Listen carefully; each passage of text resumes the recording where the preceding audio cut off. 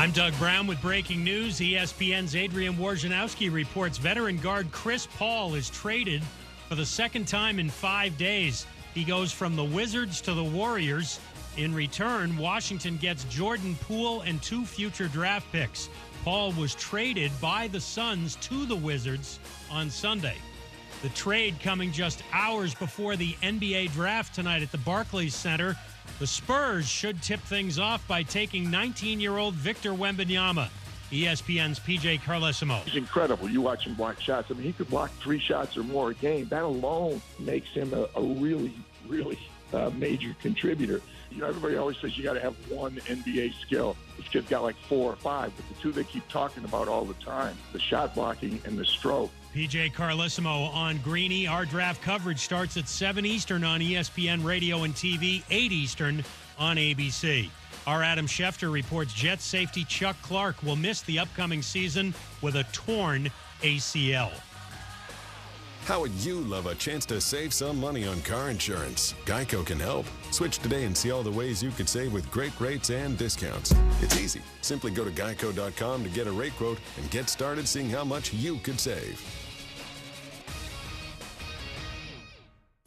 Matt Moscona. I'm very important. After further review. Say it one more time. After further review with Matt Moscona. And here we go. ESPN Baton Rouge, New Orleans, Alexandria.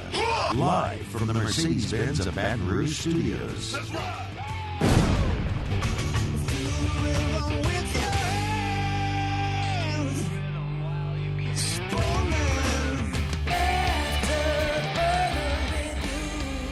Runner at first, Cooper fires. Ground ball to White. White scoops it up, pumps, fires to first.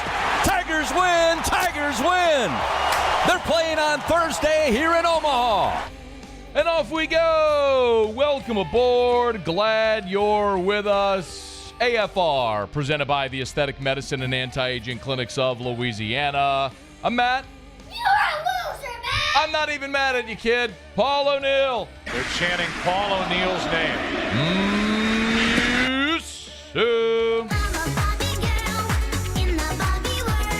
And Mr.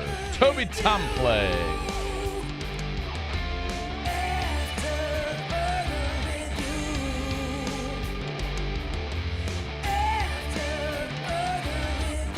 All right, we're here. Glad you are as well. Get out there and make it a good one. My goodness, do we have a lot to do today. Business in Omaha, the NBA draft.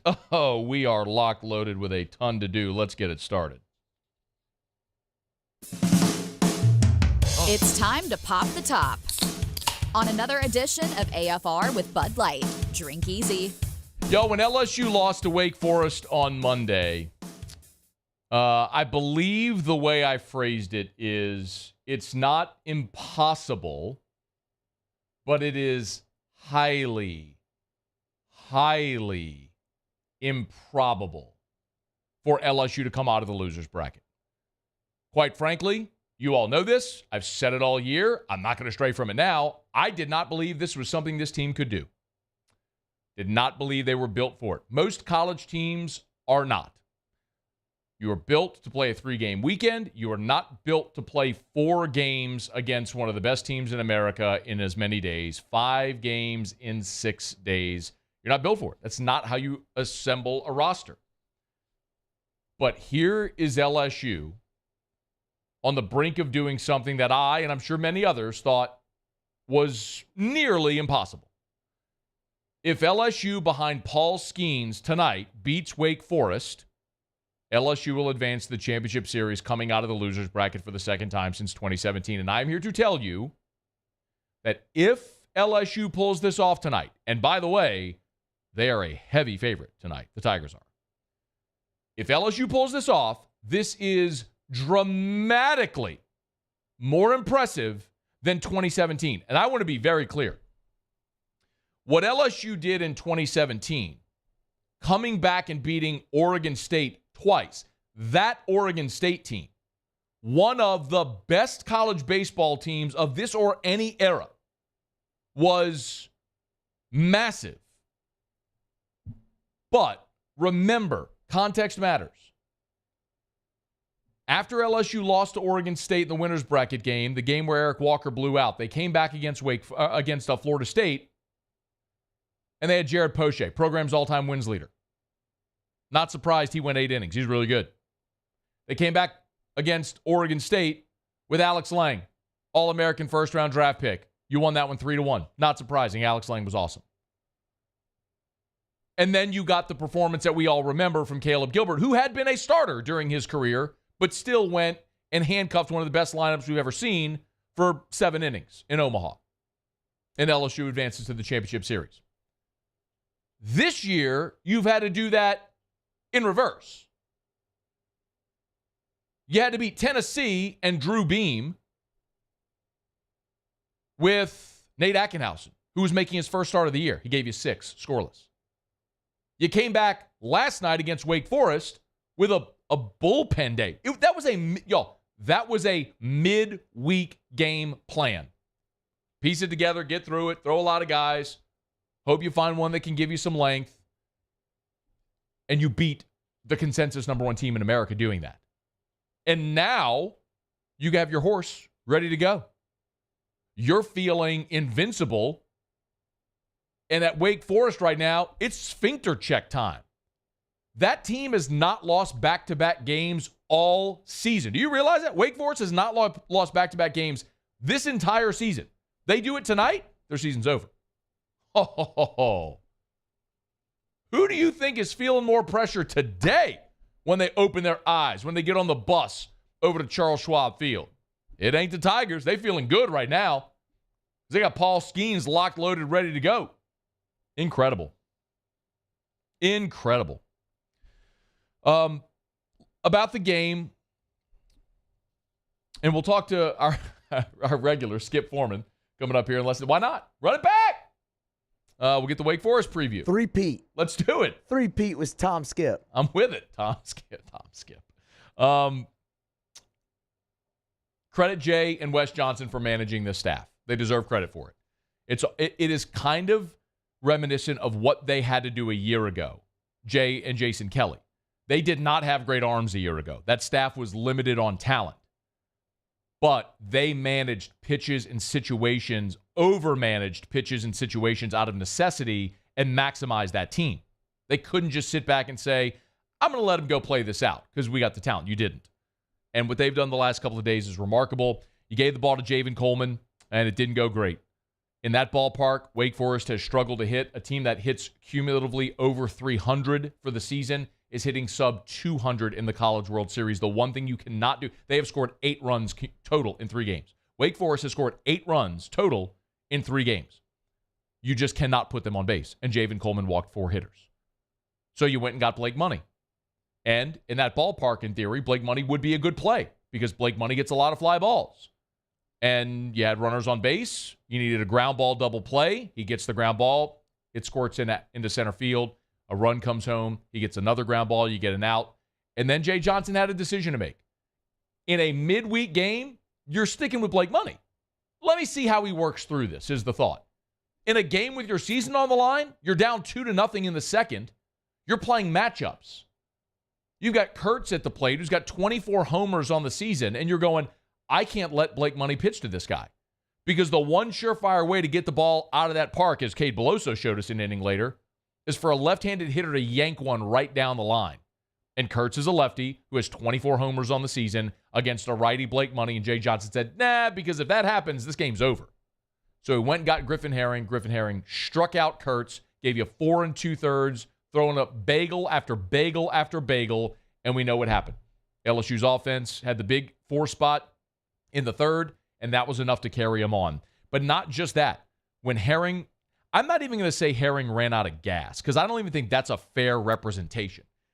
It was just that it got a little hairy, and you're up 5-2, and a similar situation presented itself. Herring's pitching. Hawk had singled. Costello was hit by a pitch. Kurtz got on the fielder's choice, so there's 1 out, 2 on. And you got Wilkin coming up. Wilkin is the nation's home run leader. Do you want to let the guy with 31 bombs see Herring again? lefty-righty, or do I go to the bullpen and get Gavin Guidry? Do I go get the righty with strikeout stuff and play this matchup right here? In a regular season game, you probably go, let me see what Griffin Herring's got. Let's see what he did. 2 on. Let me see. In a game to end your season or advance, you play the matchup. And they pulled the right string. Guidry struck out Wilkin on 3 pitches. The best hitter in their lineup didn't take the bat off his shoulder. 3 pitches.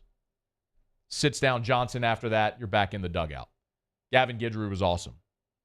He got you inning in a third, and then he handed it off to Riley Cooper. Another situation where you're looking and you're going, play that matchup. You got a line out, a pop out. You got the single, the 2-out single that hit Guidry's leg and caromed off. And then another single to center, 2 on. They go get Riley Cooper, and he gets another save. They have pieced this.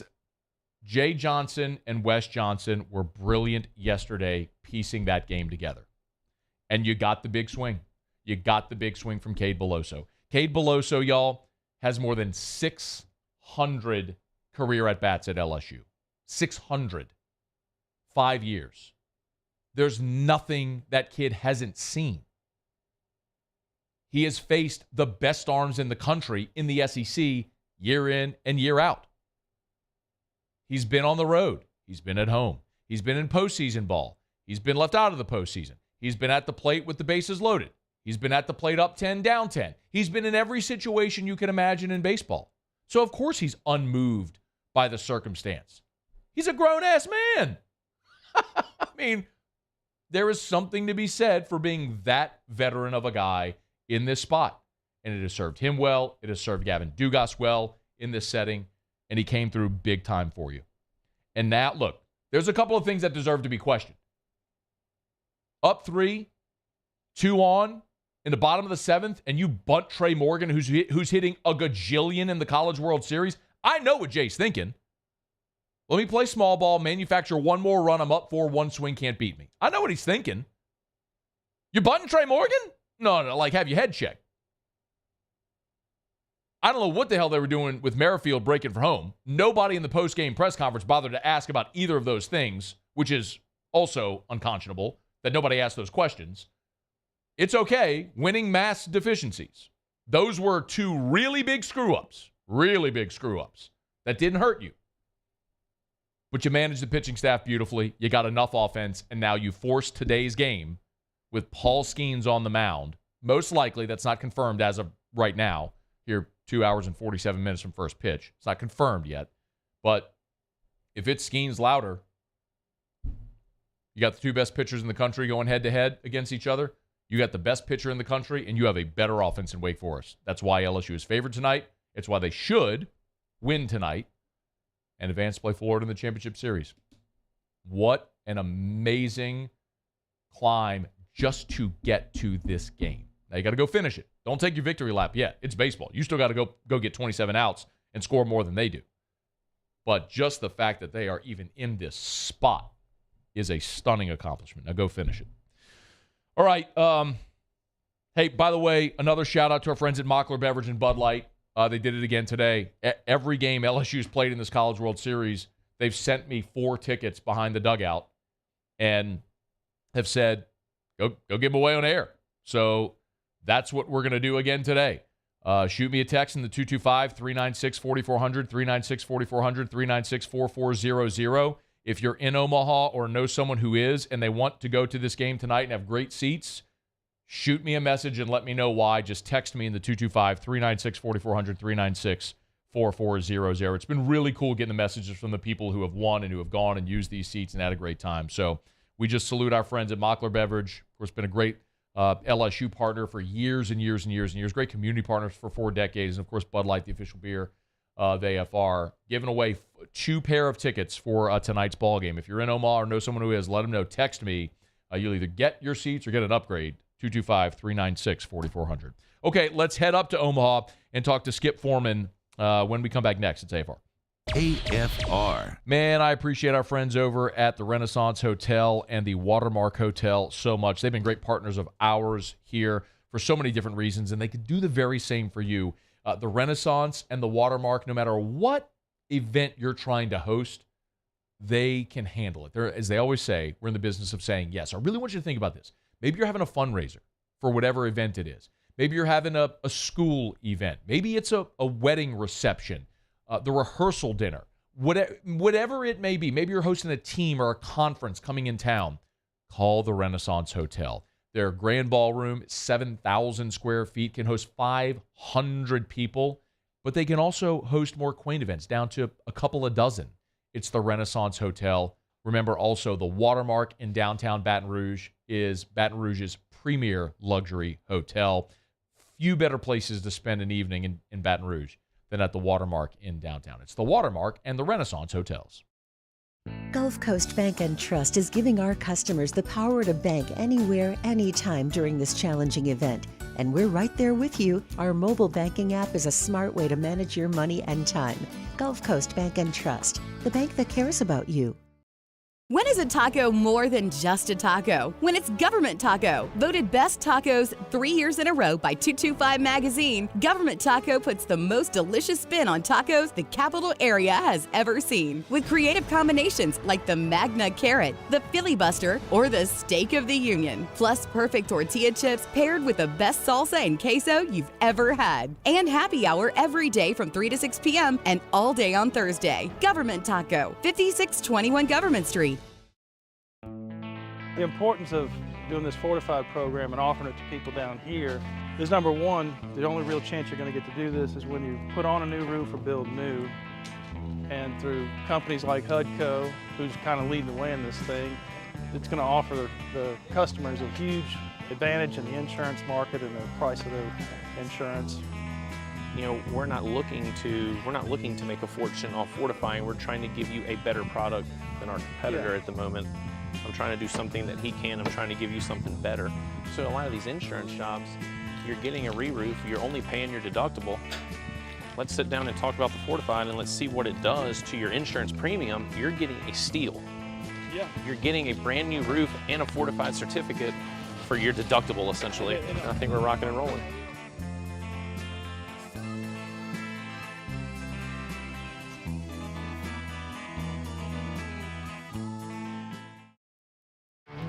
There it is, the extra mile, on the border of expected and extraordinary for those willing to go further, like vans customized for work or play, with safety and tech to keep you connected, supported by a 5-star sales, service, and finance team, and backed by the 1-star you know.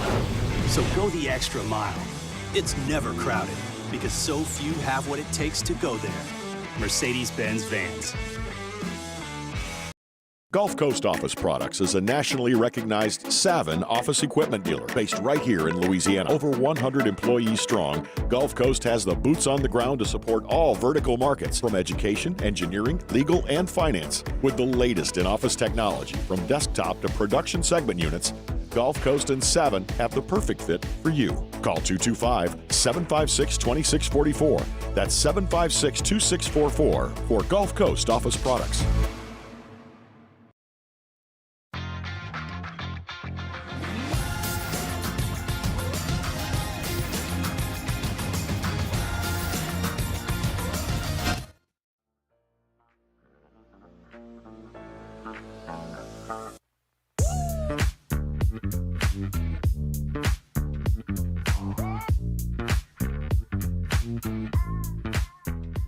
After further review with Matt Moscona, presented by the Aesthetic Medicine and Anti-Aging Clinics of Louisiana, Baton Rouge, Lafayette, and online at theantiagingclinics.com. ESPN Baton Rouge, New Orleans, Alexandria. You know, Herring was the difference. You know, me not walking Beloso and Herring were that was the difference in the game today. You know, I give credit to Herring. I don't think he's thrown 80 pitches all game. I mean, I don't know that he's thrown 80 pitches in a week all year based on the numbers. And he went out there and gave them 80 really good pitches. So he was the difference. Tom Walter, Wake Forest head coach, after last night, LSU wins it 5-2. They force the if necessary game, and we are very likely to see Paul Skenes and Brett Lauder today. Let's run it back. Skip Foreman, Greensboro News and Record, good enough to join us for the third time this week. Hey, man, I kind of enjoy making this a regular thing with you. Thanks for hopping back on with us. I can get used to this. Hey, real quick, though, before we talk about the game, on a personal level, I mean, you've been there, I would assume, since Wednesday, so you've got to be running on 8-9 days, whatever it's been, not 9 days, whatever. Is this a drag to cover an event that goes this long? A brief biography. I worked for the Associated Press for 43 years. I covered 6 Final Fours.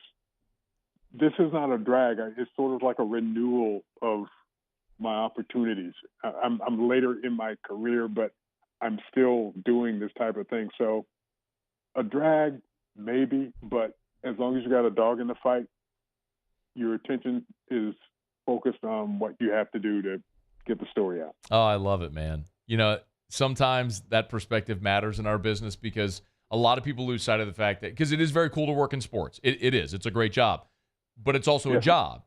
But we lose sight sometimes of how cool it is to do what we get to do. So I love that perspective, man. Let me get a perspective on the game last night. My goodness, LSU pieced together a bullpen day and beat Wake Forest. Just a reaction to what we saw last night? It was just pitching by committee at its finest, because when Wake got those first 2 runs, there was sort of a rumbling that, okay, they're finally going to get their bats moving. They're going to get some timely hitting and break this 3-run run they're on. But the LSU bullpen was huge, and they just said, nope, enough of this. And after the second inning, I'm looking at my scorebook here, and it is rife with Ks. I mean, it's just one of those performances that LSU frankly needed, because any other day, maybe with any other pitcher or pitchers who weren't as sharp, Wake Forest runs away with this thing. I absolutely could not agree more. Jay Johnson went to matchups in the second inning when he went for Herring against Kurtz to go lefty-lefty, and you really felt like that was the pivotal moment where if Wake was going to blow it open, they could. But instead, the rest of the way, as you mentioned, it was rife with Ks, but also with zeros. Yes. You and I have talked about this now several times. This Wake Forest offense has been so good all year, and now I think there's a question, I know I've heard it plenty, which is maybe the offense, the numbers, a bit inflated because of the ballpark and the league, and now you go play in this park that plays so much bigger, and we're seeing that offense really struggle. Any truth to that from your perspective? I'd have to hedge on that argument a little bit, in part because if they were reaching the warning track with anything they've hit in this series, then that's one thing. But they're not hitting deep fly balls that die in left, center, and right field. So, case in point, Nick Kurtz. He's 0 for 9 in the College World Series. Wilkin, the ACC's all-time home run hitter, 2 for 9. And Justin Johnson, the number 5 hitter, 0 for 12. So we're talking 2 for 30 in the 3, 4, and 5 slot. That's not a matter of your ballpark being too small. It's and you're transitioning to a larger park. That's just not hitting the baseball. It's simple and basic as that. If you're not making contact, it doesn't matter if you're playing in Williamsport or Omaha. You're not gonna do it. It's not gonna do any good. Great perspective. Skip Foreman's with us, Greensboro News and Record, covering Wake Forest up there in Omaha. Mood. I want to talk about tonight in a second, but look, the vibe yesterday, I think, had to be dramatically different. What was it like last night, and what's it been like today around the players, coaches, fans there for Wake Forest being in a very uncomfortable situation for the first time there in Omaha? Well, Wake Forest players took the approach that this is just another weekend series for us. We've been 1-1 on weekend series before, and we've come through and won them. They're taking the approach that this is, an ACC type weekend, and it's the third game, and they can go out and win it. It's not over by a long stretch. They outwardly don't seem down, but I'm sure inside they're thinking, why can't we hit the baseball? I mean, runners in the 8th inning in scoring position, runner in the 7th inning in scoring position, runners in the 5th inning in scoring position, and they don't get anybody home. I think if there's a mood about that team right now, it's that why aren't we hitting? What are we doing wrong? People are asking, are they pressing? Is it nerves? And they just say there's situational opportunities, to use their words, that they aren't taking advantage of. Well, that task doesn't get any easier if Wake Forest has to face Paul Skenes today. I think many of our assumptions here is that we're going to see Skenes louder. Both coaches last night stopped short of saying that. Your feeling, are we going to see Skenes louder today? I know the folks through the wall at ESPN are dying to see that. I bet they are. They are foaming at the mouth to get that matchup. It would be great. I can't say. I've talked about it and discussed it with others over time. The variable for Wake Forest is they've got enough arms that they do a Tampa Bay Rays type thing and just throw a guy out there for 3 innings, throw another guy out there for 3 innings, throw another guy out there for 3 innings if it comes out to that, and see how they make it work. I mean, if LSU throws Skenes, that's fine, but I can't expect he's going to throw more than 60, 70 pitches. Although he's got 3 days rest, or he should be pretty good to go. But the exact Rhett Lauder, Paul Skenes matchup, we'll find out in about an hour when they pass out the lineup here. Yeah. What other names?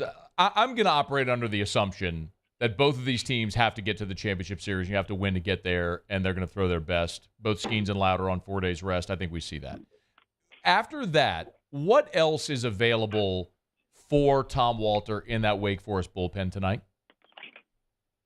Oh, let's see. He's Cole Rowland threw on Monday against LSU. You had Manassi, the closer, who threw on Monday against LSU. And let's see, Michael Massey, 2/3 of an inning. Rowland threw 2/3 of an inning. Manassi got a 5-out save. So those guys are rested because they didn't pitch last night. He's got a fairly deep bullpen, at least tonight, and he gets Friday off. If he can get through Saturday without taxing, if he gets to Saturday, there's reason for optimism that the arms will keep him in it because he's got enough of them to put out there. But it's a moot point if they can't stop LSU and they can't hit Skenes and anybody else LSU throws out there. Skip, before you go, if I asked you a key for tonight, a lot of our conversations have centered around Wake Forest, their inability to get the offense going. Is that the key for them tonight? Is to get that offense going more so than whatever might happen on the mound? That's the bottom line. It's compounded by the fact that if Skenes comes out there, that's going to intensify their struggle because if they're hitting a $193 as of last night in the College World Series, and then you throw Skenes into the concept, and it's like this is going to be a huge hill for them to try to climb and conquer. So it's basically simple. You've got the arms that can keep you in it, but you've got to get the bats to make you get a little bit ahead of LSU and do better than you've done the last couple of nights. He is Skip Foreman, Greensboro News and Record up there in Omaha. Been good enough to join us 3 times now. Skip, we appreciate it. Thanks so much for the time, for the insight. This is probably the last time we get to talk. I mean, LSU and Wake aren't going to play again in baseball. Maybe somewhere again along the way we'll cross paths. Thank you so much. Thank you, sir. Appreciate it. It is our pleasure. Really enjoyed those conversations. Skip Foreman, Great job there at the College World Series covering Wake for the Greensboro News and Record. 193 for Wake's offense in this College World Series. They have scored 8 runs in 3 games total. And now here comes Paul Skenes. We will talk about the decision that Jay Johnson has to make if you throw Skenes or if you hold him. It is a major catch-22.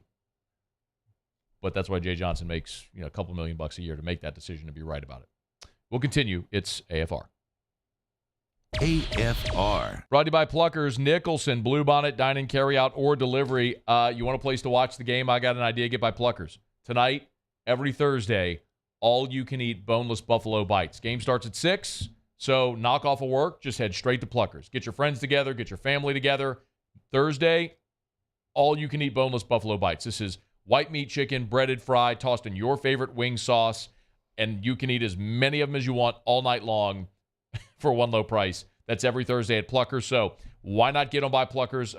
My guy, Stevie Levy, the king of the wing, he'll have the game on all the TVs, have the sound pumped in as well, so you can be listening to the TV broadcast while you're enjoying wings, an ice-cold draft beer, and cheering the Tigers on to a victory. If you can't be in Omaha, the next best place to be if you're in Baton Rouge is at Pluckers. Nicholson, just south of campus, I mean right in the shadows of the box, and Bluebonnet right in front of the Mall of Louisiana. Dine-in, carry-out, or delivery. It's Pluckers. If you don't like our wings, we'll give you the bid. Bayou Chrysler Dodge Jeep Ram has $25,000 off new 22 Ram 1500 SCA trucks and incredible deals on all remaining 2022 inventory. All with Bayou's 1 million mile warranty. The crew at Bayou Automotive is going to do right by you. Oh, hey, what's up? It's Big D and Bubba, 100.7 The Tiger Morning Show. We'd love for you to join us every weekday, 4 a.m. till 9 a.m. Yeah, everything you want in a show. Country music. We got laughs. We got celebrity in-studio guests. We just need you. Join us every weekday morning, 4 a.m. to 9 a.m., right where it all started. That's right. Louisiana's country station, 100.7 The Tiger.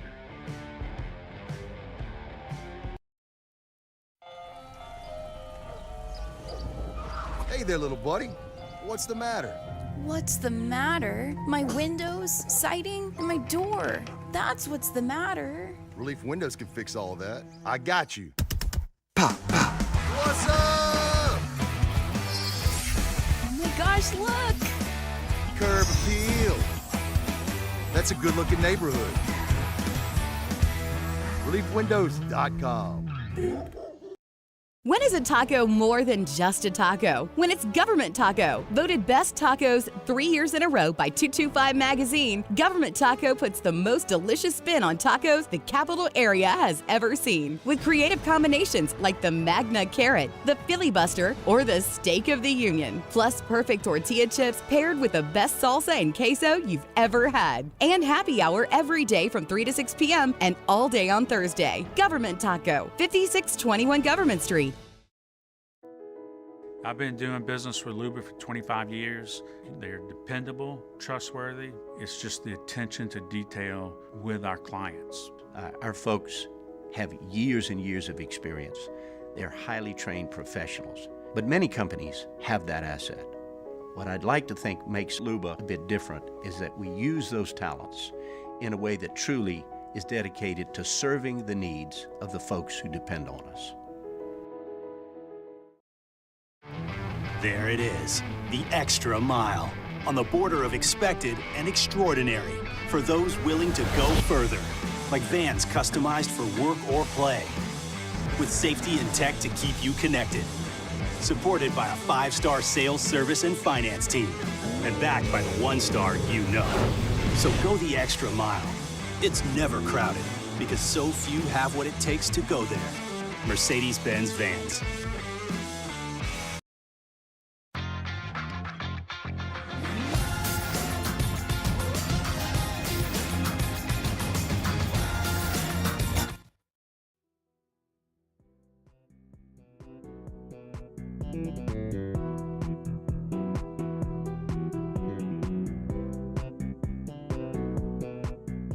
After further review with Matt Moscona, presented by the Aesthetic Medicine and Anti-Aging Clinics of Louisiana, Baton Rouge, Lafayette, and online at theantiagingclinics.com. ESPN Baton Rouge, New Orleans, Alexandria. I don't think he'll mind me mentioning, and all of you will know soon enough, but just got a text from, and I'll mention this for one reason specifically. Just got a text from Jacob Hester. Many of you know Jacob and his wife Katie are expecting their 5th baby, first girl, baby Harlow Hester, and Katie just went into labor. So I only share that not to put their personal news out there, but to ask all of you to pray to whoever it is you pray to. Send up some good thoughts, good vibes, lots of prayers and well wishes for Katie and baby Harlow for a safe delivery as the Hesters welcome Harlow Hester into the world. So shouldn't be long. But so when you hit your knees tonight, or if you just throw up a few prayers, I know they'd appreciate it and keep the Hesters in your thoughts. So exciting times for them, and we're certainly praying that all goes just completely smooth and swimming, and we get to meet baby Harlow soon enough. So good, and the good timing, I guess, is that T-Bob's back tomorrow from his vacation. So as Jake will go on paternity leave, T-Bob will be back. So that'd be great. All right, it is After Further Review. We are glad to have you hanging out with us here. Really appreciate Skip Foreman for jumping aboard with us. We're going to go around the SEC in just a quick second. It is a really, really busy day around here. Obviously, we got just a ton of baseball that we're going to get to. The NBA draft is tonight as well, and we also got finality in the 6 years long running NCAA case against LSU will waive the football program. All of that came down today as well. You want to talk about a news dump of a day? Today certainly qualifies. So we'll get to all of that coming up. So just wherever you are, lock in, tell a friend we're here with you. Real quick though, Brian Kelly did talk. I'm gonna do this very, very quickly. Brian Kelly spoke to ESPN today, and Brian Kelly was part of the contingent last week that went up to Washington, D.C., contingent of SEC coaches along with Nick Saban and others. And their whole sort of objective was to lobby Congress for federal NIL legislation. And so after that trip, Brian Kelly spoke to ESPN today. He said, quote, college athletics is at a crossroad if this doesn't get fixed. He questioned California's proposed bill, which would require profit sharing with athletes on revenue-producing sports. There's a lot going on. And essentially, each state is generating its own NIL legislation to benefit the schools in its state, and everybody's different, so there are some perceived and literal competitive advantages. Do you know one thing, though? Whenever you think about the people who've been critical of NIL, for whatever reason, state, federal law, whatever it is, I mean, you just Google criticism of NIL. Deion Sanders criticizes NIL contracts. Missouri coach crushed for his comments about NIL. Nick Saban's warning about NIL. Jim Boeheim criticizes NIL. Jimbo Fisher, Eli Drinkwitz criticizing NIL. Lane Kiffin renews criticism of NIL. SEC coach bashes NIL deals. That's a baseball coach. Urban Meyer, strong criticism of NIL. Mike Krzyzewski on criticism of NIL. What do all those people have in common? All the names I just read to you, what do they have in common? Buse, what do all the names that I just read have in common? They're old. Yes. Eli Drinkwitz, however, not old. Oh, that's true. I'm sorry, I didn't hear Eli. That's my fault. What broader, the thing that all of those people, Nick Saban, Brian Kelly, Jimbo Fisher, Eli Drinkwitz, Mike Krzyzewski, Jim Boeheim, what do they do? They coach. Yeah, they're all coaches. You know who never criticizes NIL ever? Ever? Like, do you know what group of people you have never once read an article ever or heard a story or a quote ever of a group of people criticizing NIL? You know what group that is? It's the players. The players. Stunning, right? The people that make the money are cool with it. The people that are affected by them making the money are the ones like, we need legislation, federal legislation, we're ruining college athletics. And the players are like, what? Huh? Wait, I'm sorry. What's ruining what? Who's got an unfair hoochie-maflaji?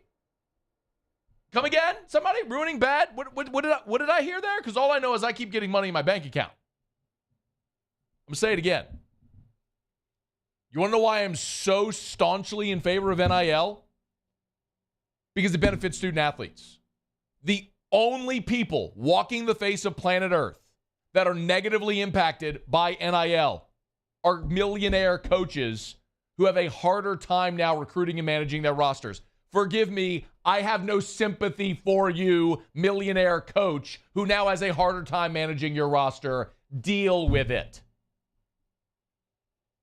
We're brought to you by South Point Volkswagen, southpointvw.com. New and certified pre-owned in Baton Rouge and online at southpointvw.com, southpointvw.com. Get on by and take a test drive the all-new, all-electric ID4, which has already earned an IIHS Top Safety Pick designation.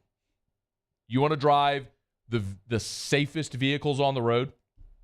Stylish, great performance, and affordable?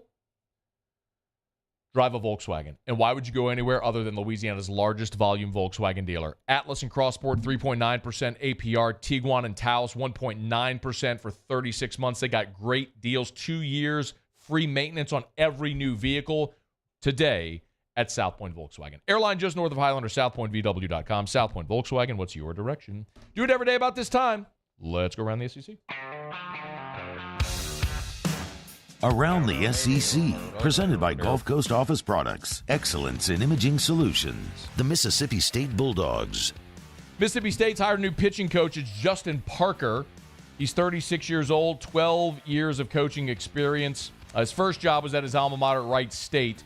And this past year was at South Carolina. Spent the past 2 seasons at South Carolina. Before that, 3 years as the pitching coach and associate head coach at Indiana. Headed to the SEC under Chris Lemonis. The South Carolina Gamecocks. Carolina baseball has gotten a transfer from UNC Greensboro's Kennedy Jones, a freshman All-America in 2022. He was All-SoCon this year. He hit .357 with 14 bombs. So Gamecocks now have a couple of outfielder commitments from the portal. Jones joins North Florida transfer Austin Brinling. The Alabama Crimson Tide. 5-star forward Jaron Stevenson has committed to Nate Oates and the Crimson Tide for the class of 2023. So he was the number 19 overall prospect for 2024.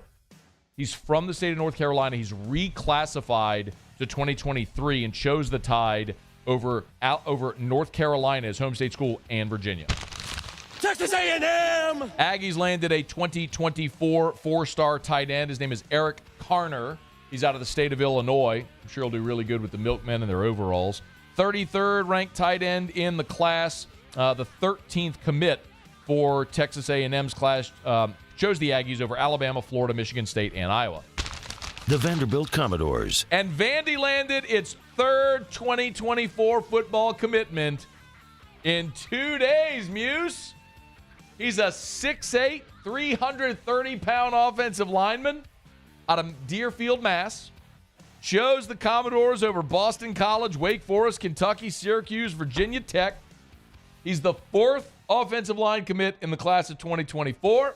He is now the 13th commit for Vanderbilt's 2024 class. What's his name? Who? The guy who committed to Vanderbilt. He never said his name. Oh, why do you think that is? Did we get one? What we got? C.J. Williams. Oh, come on, Vanderbilt. Pick it up. What are we doing? Clean it up. What are we doing here, It's act man? like we've been here before, Clark Lee. Simi Shintu. Yes. Anthony Orji. The other guy who we forgot. But it was good. Singular? Yeah. Yeah, it's true. Oh, man. There's been plenty. Since we can't remember them, does that actually mean they weren't good? No, it's just hard to pronounce was the whole thing. Okay. Yeah. Okay, there you have it. That is Around the SEC, presented by Gulf Coast Office Products. Shout out to our guy Trey Beal and our friends at Gulf Coast Office Products, GCOPnet.com, GCOPnet.com for Gulf Coast Office Products. Face-to-face sales, service after the sale that you always get, and they always support the home teams as well. Online, GCOPnet.com for Gulf Coast Office Products. All right, y'all, it's after further review. We'll knock out a quick break. I'm so fired up. 16 minutes from right now, Rodney Beloso is going to be with us. It's my buddy, Hot Rod, also known as Cade's dad. Rodney Beloso will join us from Omaha. I'm fired up to have Hot Rod here because I want to talk about Cade's journey.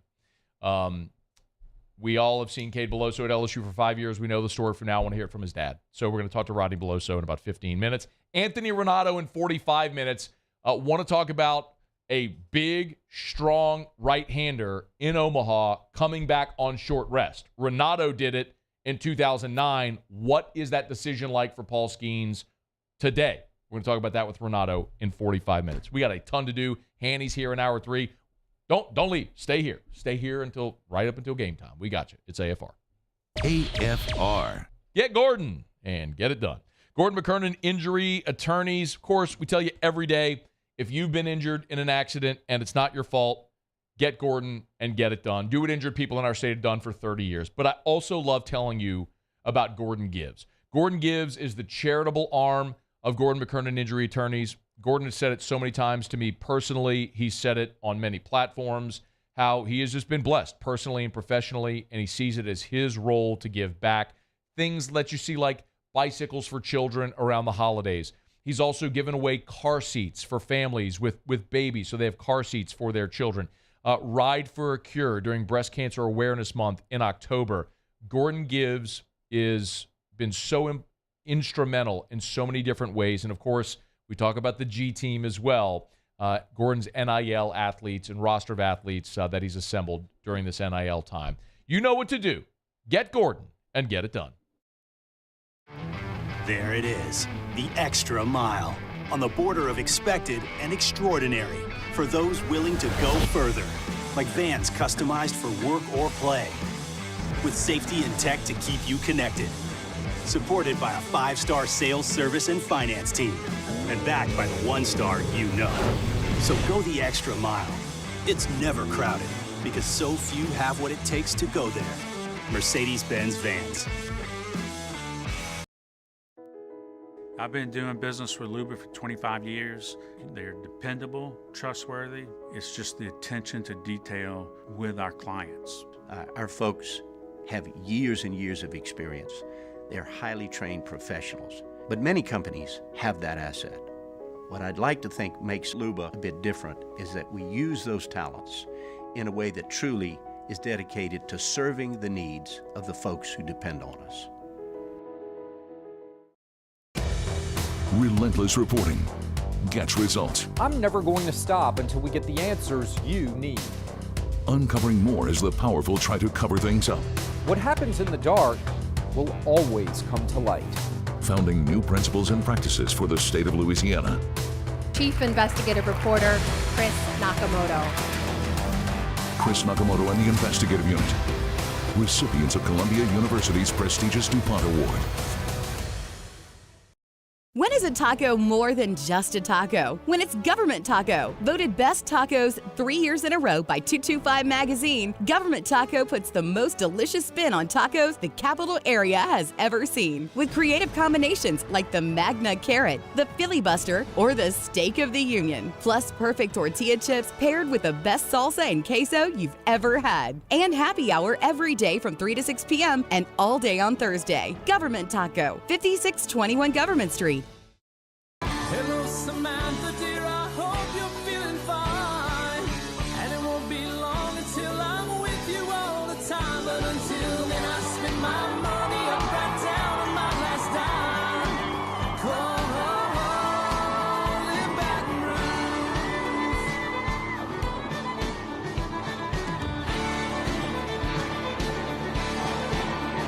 I'm ready, what you put me on through. Gotta send my love down to Gulf Coast Office Products is a nationally recognized Savin office equipment dealer based right here in Louisiana. Over 100 employees strong, Gulf Coast has the boots on the ground to support all vertical markets, from education, engineering, legal, and finance. With the latest in office technology, from desktop to production segment units, Gulf Coast and Savin have the perfect fit for you. Call 225-756-2644. That's 756.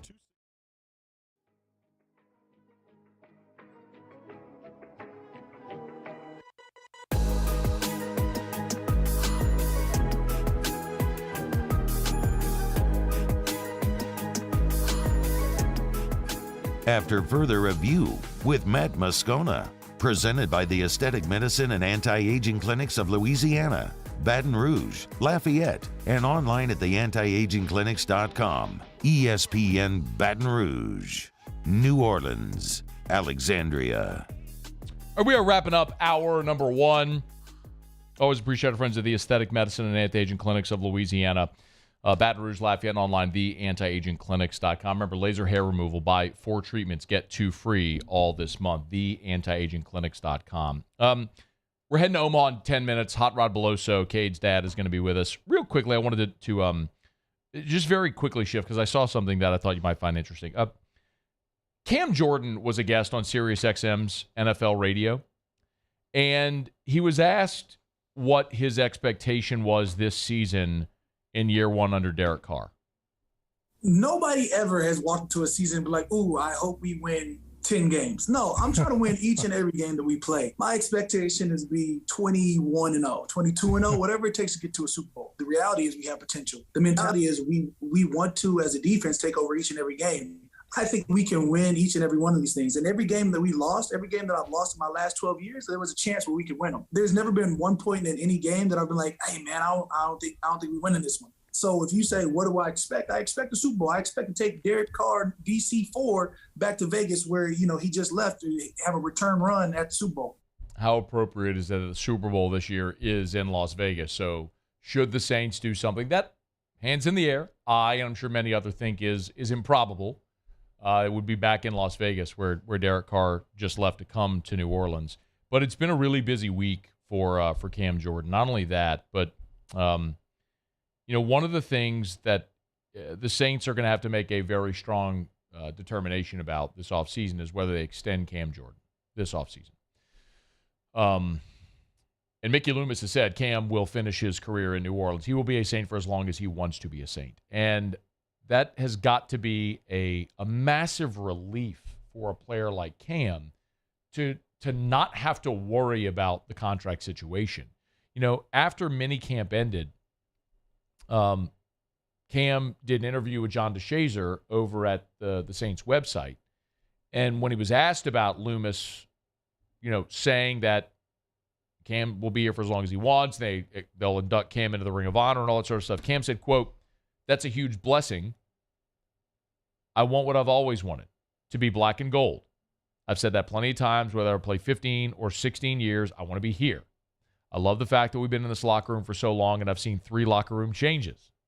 I love the fact that whether we've had different defensive coordinators or a different defensive line, that I've still had success here. And I see myself as a pseudo-New Orleanian. My kids are New Orleanians. They're straight 504 babies. They were all born over there at Toro.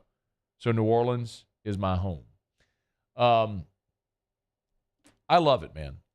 And when I think about the Saints and the possibility of getting back to the summit, to the thing we all want them to do and where we want them to be, there's a part of me that is, of course, I would love to see that as a fan and for fans and everyone that's cheered for this organization. I love the organization for so long, but part of me is like, God, I want to see it even more for Cam Jordan. When you think about the best Saints players and the guys who have been just utterly loyal to the franchise and the organization in an era where that type of loyalty doesn't exist much anymore. So much of it is guys that seek money or seek championships, and either is fine, by the way. There is no judgment there whatsoever. We are in an era where the money has gotten obnoxious, and you could hardly ever fault a player for seeking the best, whoever is going to pay you the absolute most money. And you also couldn't fault a player like Cam Jordan if he said, you know what, I want to leave because I know I'm going to have a better chance to win a championship somewhere else. But he continues to say, I want to be here. I want to win it here. Cam Jordan, we've gone through these stats enough. If he plays, as he said, 14, 15, 16 seasons, however many that may be, if Cam Jordan at his pace plays another 3, 4 seasons, then he is going to end up in the top 20 all-time sack leaders among a group where all of them in that rarefied air are Pro Football Hall of Famers. Like Cam Jordan, with I would argue 2 more productive seasons. He's got 115.5 sacks right now. That's the franchise record. With 2 more productive seasons, if he gets north of 130 sacks, he is going to be a Pro Football Hall of Famer. He's part of the 2010s all-decade team as it is. The only thing that would be missing from his resume would be a Super Bowl. And He wants to do it here, and I respect that tremendously. It's why he's beloved and revered and will forever be. And yes, lock him up in this offseason, extend his contract, let him be here for as long as he wants. That is certainly emotional, an emotional play, but he's continued to be productive and available. So that should not be a difficult decision whatsoever. Cam Jordan wants to bring Derek Carr back to Vegas. Cam's a believer. Why shouldn't we all be, huh? Okay, it's after further review. SportsCenter's coming up. I'm going to get you caught up on national headlines. When we come back, I'm excited about this, man. My buddy Hot Rod Beloso, Rodney Beloso, Cade's dad, is going to jump aboard with us. He's been there in Omaha for this whole run. Got to watch his baby boy hit that bomb yesterday to give the Tigers a lead they would not relinquish. And might just end with a dog pile at Charles Schwab Field. Rodney Beloso next. AFR. Man, I love telling you about the Williamson Eye Center. I love telling you about Dr. Blake Williamson because I love telling you about great people that do great work for people and help change people's lives. And that's Dr. Blake Williamson and the Williamson Eye Center. 3 generations, more than 70 years at the Williamson Eye Center. More than anything, what I would tell you is trust. For years, y'all have heard my story now. I'm a guy that genetically, my whole family has awful eyesight. All of us except my mom have had refractive surgery. And she wears glasses and has her whole life. God bless, my sister was wearing glasses when she was 5 years old. But I started wearing glasses in the 6th grade and had contacts all the way up until 5 years ago when I met Dr. Blake Williamson. He convinced me why I was a perfect candidate for LASIK and eased every single concern or question I would have had about it. And it was the best decision I could have made. Find out if it's the best decision for you. Call 924-2020 or williamsoneye.com.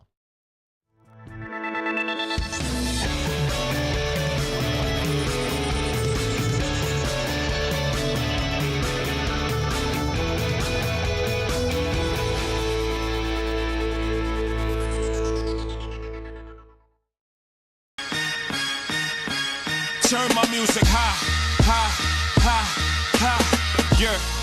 You don't know what you're doing. Sure I do. I'm from the streets where the hood can swallow on me. Bullets will follow on me. There's so much that you could run the slalom. And cops comb this top to bottom. They say that we are prone to violence, but it's home sweet home. Where personalities clash and chrome meets chrome. Prices up and down like this Wall Street. Hey there, little buddy. What's the matter? What's the matter? My windows, siding, and my door. That's what's the matter. Relief Windows can fix all of that. I got you. Pop, pop. What's up? Oh my gosh, look! Curb appeal. That's a good-looking neighborhood. ReliefWindows.com.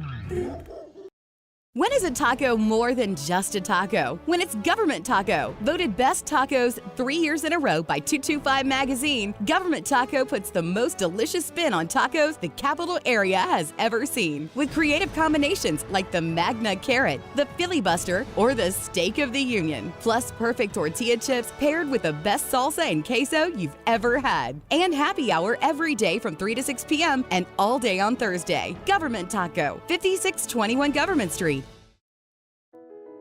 I've been doing business with Luba for 25 years. They're dependable, trustworthy. It's just the attention to detail with our clients. Our folks have years and years of experience. They're highly trained professionals. But many companies have that asset. What I'd like to think makes Luba a bit different is that we use those talents in a way that truly is dedicated to serving the needs of the folks who depend on us.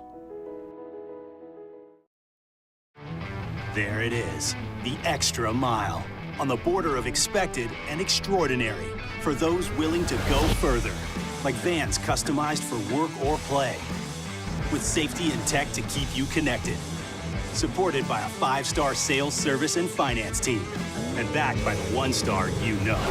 So go the extra mile. It's never crowded, because so few have what it takes to go there. Mercedes-Benz Vans.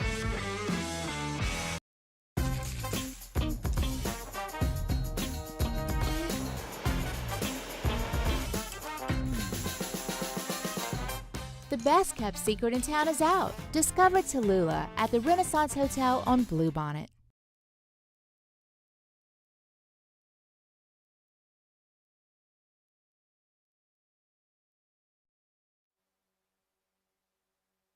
This is SportsCenter.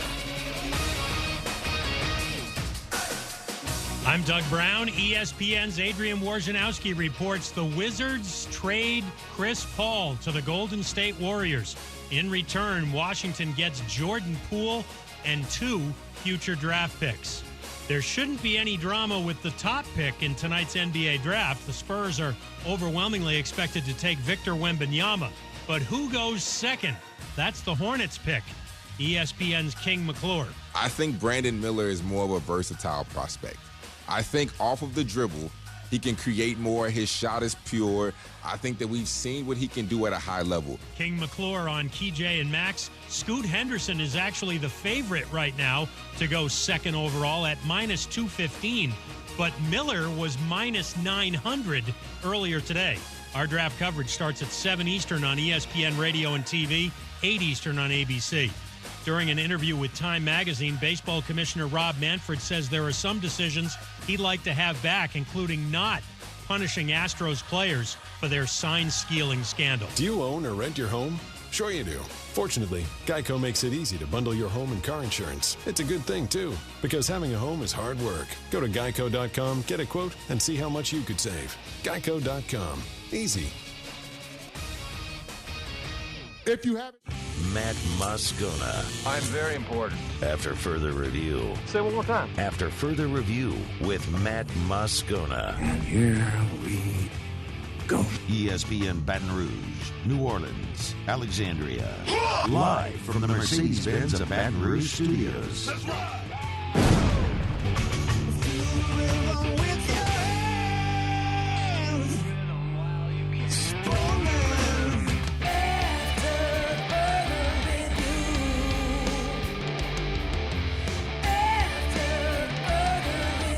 Hour 2, off we go. Welcome aboard. Glad you're with us. It's AFR, presented by the Aesthetic Medicine and Anti-Aging Clinics of Louisiana. I'm Matt.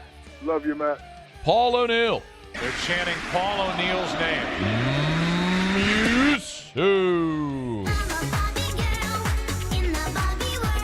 And Mr. Toby Tom Play.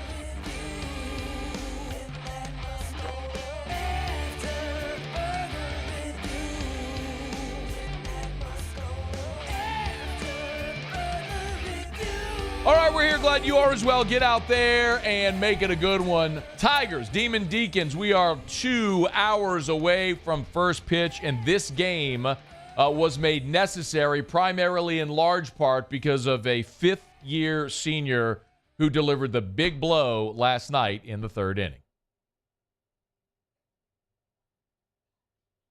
And this is how it sounded. 2-0 to Beloso. There you go. Hammered in the air, down the line and right. Pierce Bennett going back to the wall, and it's gone! 3-run bomb for Cade Beloso. Home run number 15.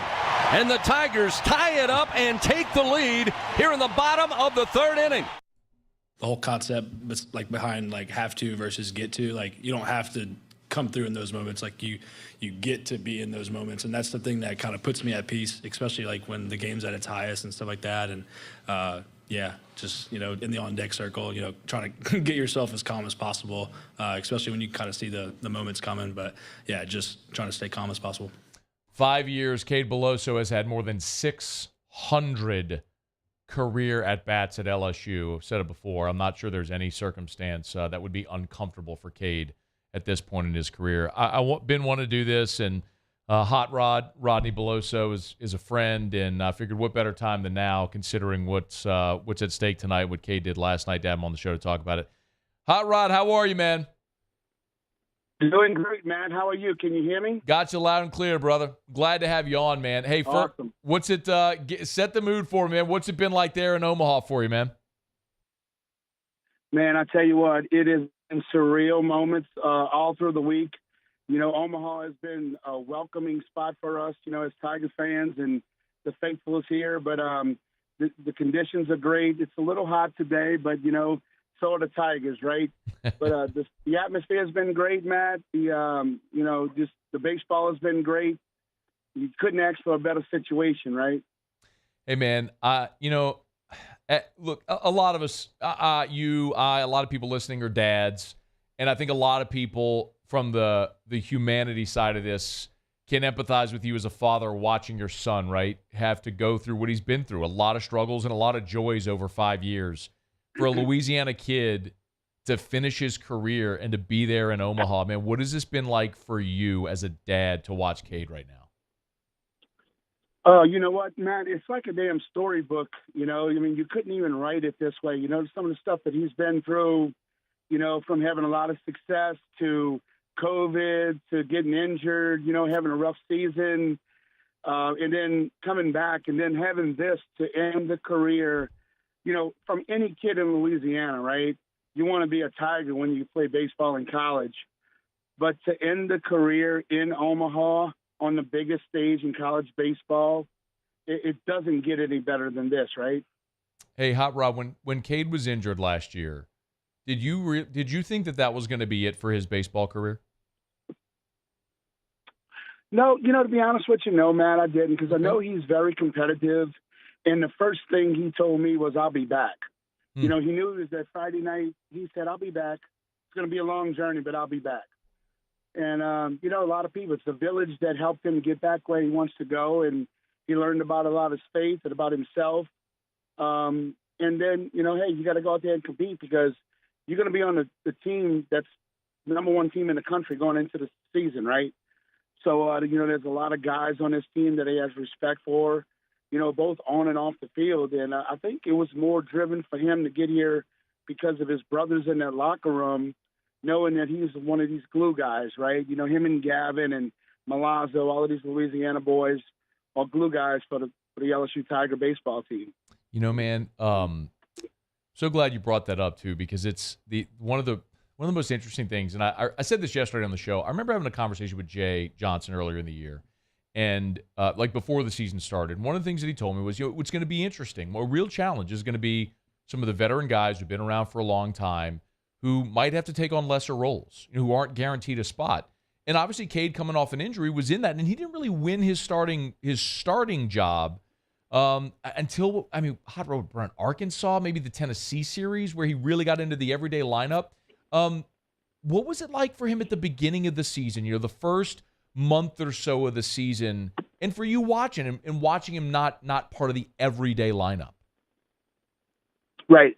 Well, here's a situation. He knew that coming in, right? Jay was very clear to him about, hey, you're going to have some opportunities. We don't know when it's going to be.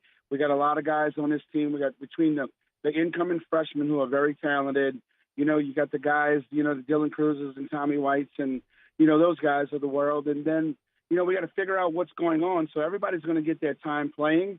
Just make the most of it. And, Cade was an advocate from day one. The opening media day, he was said, hey, if it's now, it's midseason or in Omaha, I'm going to be ready. That's what Coach Jay needs from me, and that's what I'm going to do. So I respect that. From a parent standpoint, we just looked at it as, hey, just make the most of your opportunities, do whatever you can to help your teammates, because this is a great team. It's going to go down in history as one of them, and be a part of it one way or another. Darn right about that. Rodney Beloso is with us, a.k.a. Hot Rod. Man, if you catch him in the stands, you can't miss Hot Rod, man. That bald head, that big old goatee, and, of course, Hot Rod's Creole as well. We'll tell you a little bit about that in a second. I love to plug Hot Rods. But last night, thanks. Of course, man. Last night, Cade hits the bomb in the third. Walk me through what that was like for you watching that at-bat. Well, it's kind of funny because, he came up, Gavin in front of him had a walk, loaded the bases. And I'm thinking, oh, my God, this is going to be crazy. He's got an opportunity to make a big hit with the bases loaded because he has never hit a grand slam in a baseball game, okay? In his whole life? In his whole life, in a regular baseball game, he's never hit a grand slam, right? So I'm thinking, holy cow, what would this be like, right? He hits a grand slam in the College World Series to, take the lead against, number one team in the country, whatnot with Wake Forest. Well, when Dylan came in, when the pass ball on the second pitch it was, on the first pitch, I'm like, okay, well, you know what? It's no problem. It takes the pressure off. And then I'm thinking, heck, they might walk him because, you got first base open, try to get a forced play or whatnot. And then the next pitch, he crushes it. Well, as soon as he left the bat, I got tackled by Gabe Dugas, Gabby's dad. And then it was just, because I'm sitting right next to him during the game because, it's like those two guys have been here for 5 years, right? So we reminisce and we having dad moments and things of that nature because they played a lot of baseball together over the years and they're best friends. And, so we kind of taking it all in, right? And then I get, tackled by Gabe and then I get hit from another side. And, the dads and the families are just so happy, and elated. When I looked up, he was actually getting ready to touch home plate. I didn't even see where the ball landed. I just knew when he hit it, it was the crack of the bat. It's that particular sound. And I knew it was gone, right? But I just got smashed. Hey, man, he hit the hell out of it. Hey, I've seen it about 100 times on the replay since then. So, yeah, he did smash it. I was about to say. What they said, Carl Rabbit said he smoked it. He smoked it. I was about to say, I'm sure you had seen it by then. Hey, man, you and I have a matter of business to take care of as well on Sunday or Monday if this thing goes the way we all hope it is. Listen, it's working that way right now, Matt. So keep that bottle close, buddy. It's for a reason. And like I told you, we're going to crack that bottle of Blanton's, buddy. It's that special bottle. So I'll fill in the audience. I actually talked about this. Cade was randomly walking through Rouse's a week ago, and Terrio and I were doing the show there, and we're live on air, and Terrio goes, I think that's Cade.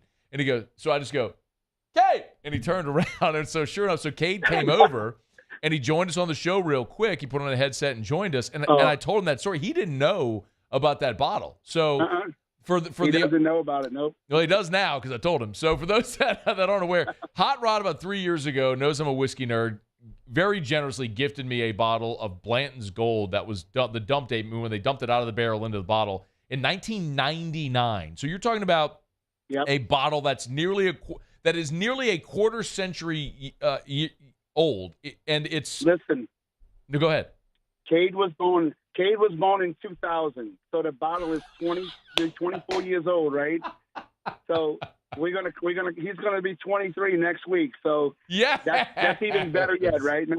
Let's do it, Brian. I'm so looking forward to it. It has been sitting on my shelf for 3 years, man. I am so excited to crack that thing open. This thing's got to end with a dog pile in Omaha. Hey, man, are you cooking while you're up there? Oh.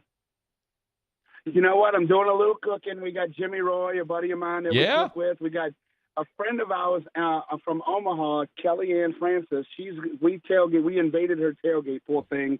But we've been eating good. We've had the restaurant group from Sammy's up here has been cooking a little bit for us, and we did some jambalaya. And I just got off the phone. We make it to championship weekend.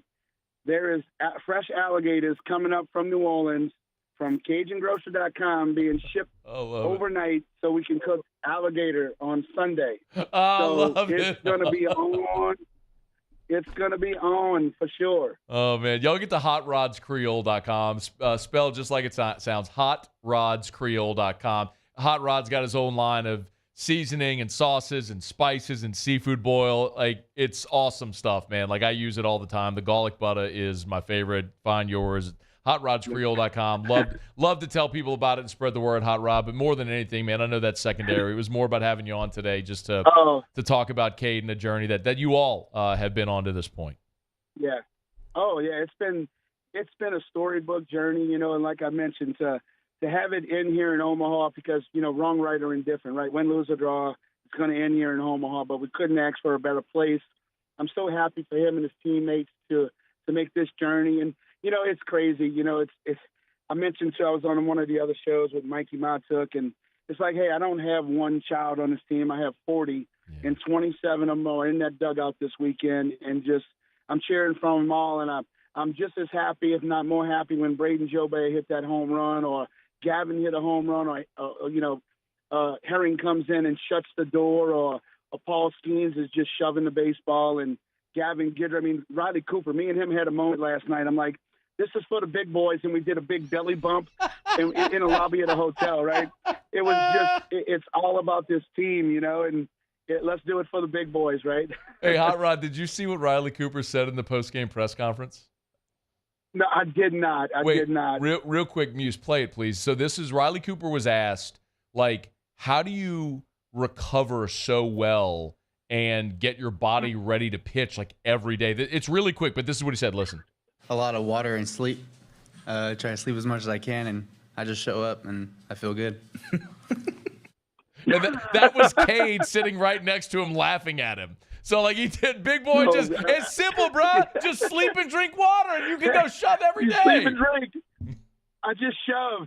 Oh, man. And listen, he has been outstanding in this week. I mean, how can you not talk about Riley Cooper right now, right?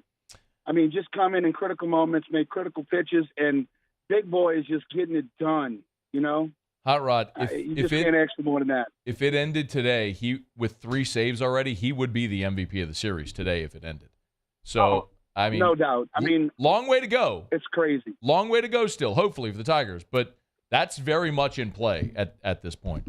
Hey, man, we got to run. Man, he said, hey, look, yeah. Rod, I appreciate you, man. You're the best. I'll look forward to seeing you when you get back, man. Go cheer him on today. Hey, we go and crack that bottle, I'm telling you, Matt. So go Tigers, baby. Let's get it. I'm ready. That is Hot Rod, Rodney Beloso. Y'all check his stuff out. Hot Rod's Creole, it really is phenomenal, man. All his line of Cajun seasonings and spices and rubs and seafood boil and all that stuff. HotRodsCreole.com. That's Cade's dad, Rodney. Great, just an awesome dude. I mean, you could tell. Like, energy and excitement. He's just infectious. Just an awesome dude, man. So happy for him. So, okay, let me knock out a quick break. We got Anthony Ronaldo coming up in 15 minutes.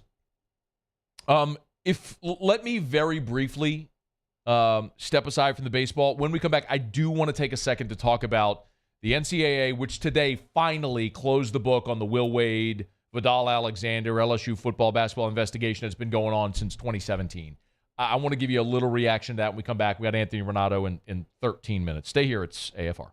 AFR. Brought to you by Clegg's Nursery with 4 locations in the greater Baton Rouge area. How about this? How about planting some purple and gold flowers out in that flower bed?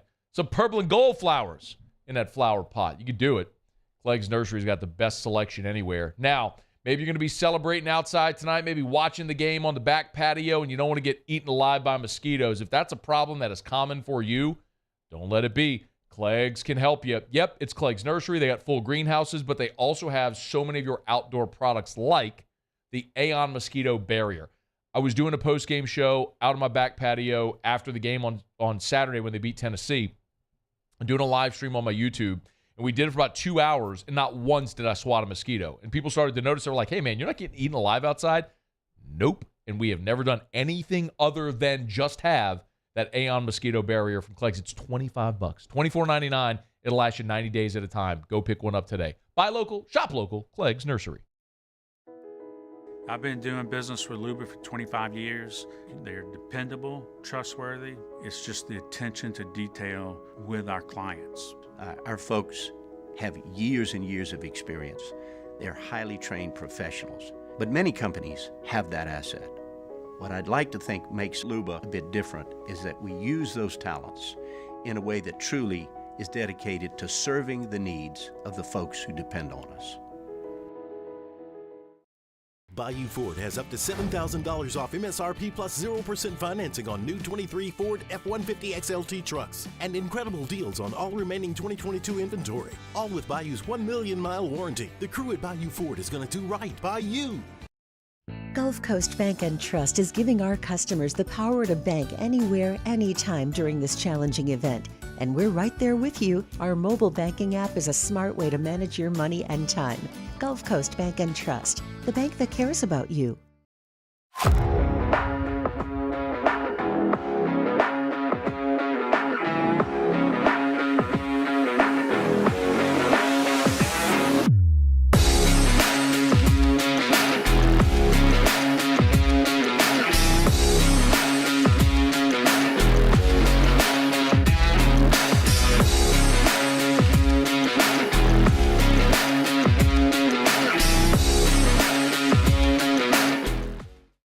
Gulf Coast Office Products is a nationally recognized Savin office equipment dealer based right here in Louisiana. Over 100 employees strong, Gulf Coast has the boots on the ground to support all vertical markets, from education, engineering, legal, and finance. With the latest in office technology, from desktop to production segment units, Gulf Coast and Savin have the perfect fit for you. Call 225-756-2644. That's 756-2644 for Gulf Coast Office Products.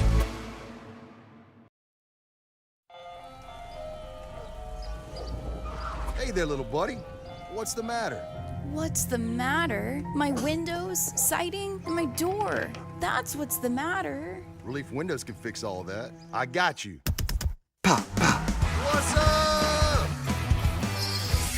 Oh my gosh, look! Curb appeal. That's a good-looking neighborhood. ReliefWindows.com. There it is, the extra mile, on the border of expected and extraordinary, for those willing to go further, like vans customized for work or play, with safety and tech to keep you connected, supported by a 5-star sales, service, and finance team, and backed by the 1-star you know. So go the extra mile. It's never crowded.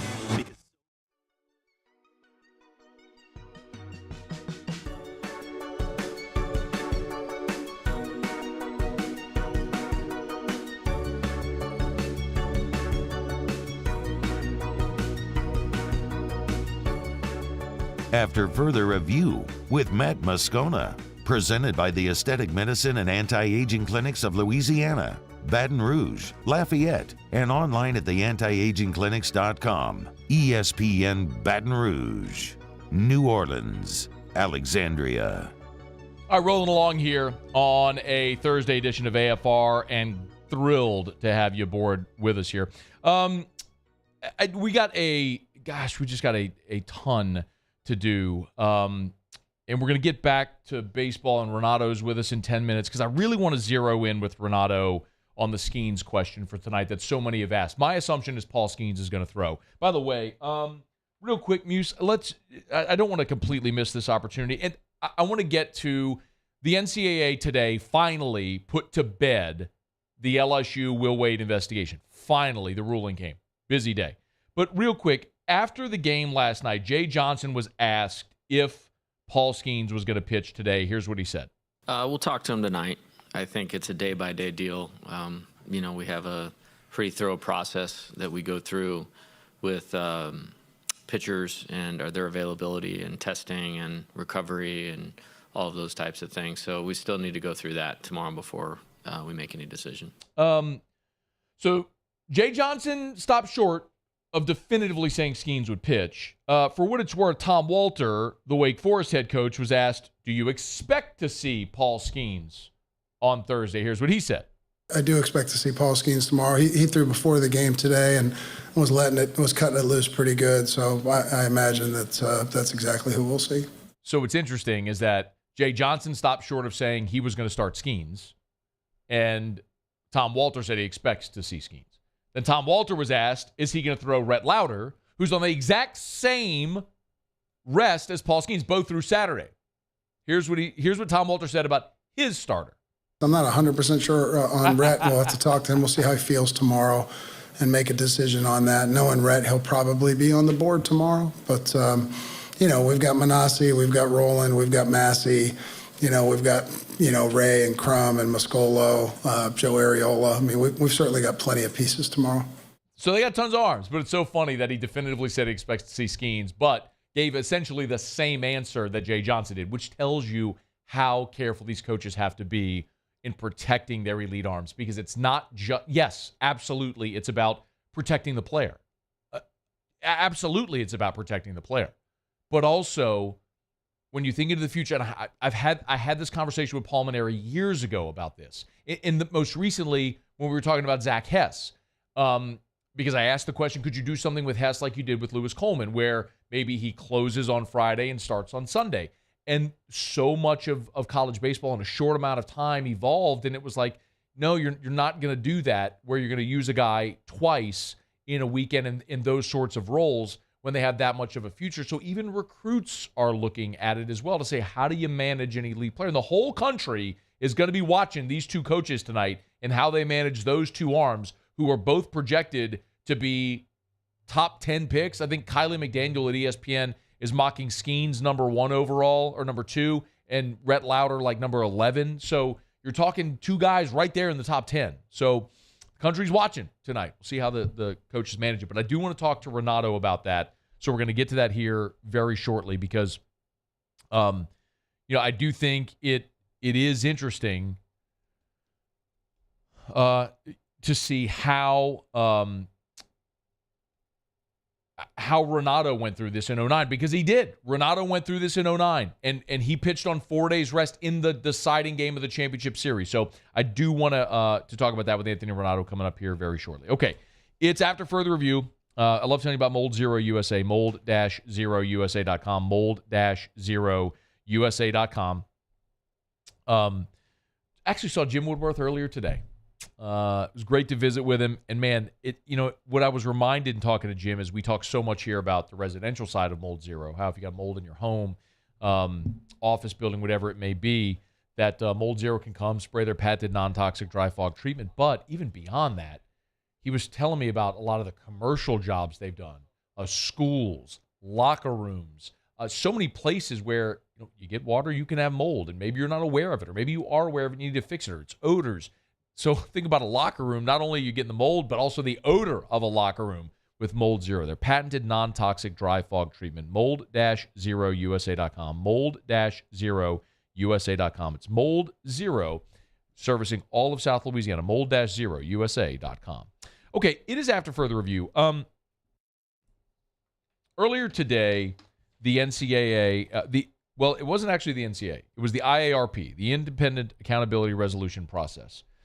They finally ruled on the Will Wade LSU saga that has gone on now since September of 2017. The federal investigation into college basketball became public in September of 17. And it has been 6 years now that we have just seen this thing drag on. And it has involved both Will Wade and LSU basketball, and the NCAA intertwined the investigation into football, dating back to Vidal Alexander and the OLOL no-show job that his dad was allegedly paid for and all that sort of stuff. Well, all of this essentially turned out to be a giant nothing today. LSU football is getting some probation, but they accepted the punishment. Remember when LSU self-imposed a bowl ban in 2020? We all laughed at it. It didn't matter that we all laughed at it. They wanted to see some type of self-imposed punishment, and that was sufficient, clearly, now, this time later. But all in all, dragging out football was what we always said it was. It was a leverage point for the NCAA to get their pound of flesh with Will Wade, which they got when LSU fired him. Cincinnati has not been punished. Arizona has not been punished. Kansas has not been punished. All of the schools involved in this basketball investigation, none of them are getting postseason bans. None of their coaches are getting show causes. They're all good. So Will Wade, now the coach at McNeese had levied a 5-game suspension. The NCAA came back and said, actually, it's going to be a 10-game suspension. So McNeese waived their 5-game suspension. They accept the 10-game suspension for Will Wade, and that's it, and he gets to go on. There's some probation and other things, but mostly this was a 6-year waste of resources. This was a 6-year effort to get Will Wade fired at LSU, which they got.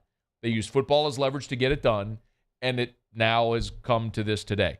The other thing that happened that might be of even a tiny degree of significance is that the NCAA added that LSU football will have to vacate all of its wins and championships between 2012 and 2016. I think vacating wins and championships is stupid. There is absolutely nothing to be gained by doing that. We all saw the games. They were played on the field. But because Vidal Alexander was ineligible, they're saying all those games didn't actually happen, although we saw them all. The only thing that really impacts of material value is Les Miles. And the reason I bring that up is when you look at Les Miles's career winning percentage during his time at LSU and really and in his career, that now vacating all of the wins from 12, 13, 14, and 15 drops Les Miles' career record overall to 108 and 73. He vacated the wins in 4 seasons. So, as a result of that, he vacated 37 wins. And can you do this math for me? Do you have a calculator? So Les Miles is 108 and 73. What is that winning percentage? I'm sorry, we're doing this on the fly. What's the winning percentage for, let's see, that would have been 100 and... 596. That doesn't make sense. 596? So 108 plus 73, right? That's 181. So 108 divided by 181 is 596. So then add the 37 wins to it. All right, so you're 145 and 73, which is 218. 145 divided by 218, 665. Boy, those Kansas years really hurt him. But in any event, point is, you saw Les Miles' winning percentage now dip below 600 overall, and this is a thing where he is a potential college football Hall of Famer, and this could very well affect his college football Hall of Fame status, induction, all of that sort of stuff. So it is a legacy thing, certainly, for Les Miles if they look at it as such. So just something to file away. But the most significant thing here today is LSU football can go on and is not affected by it.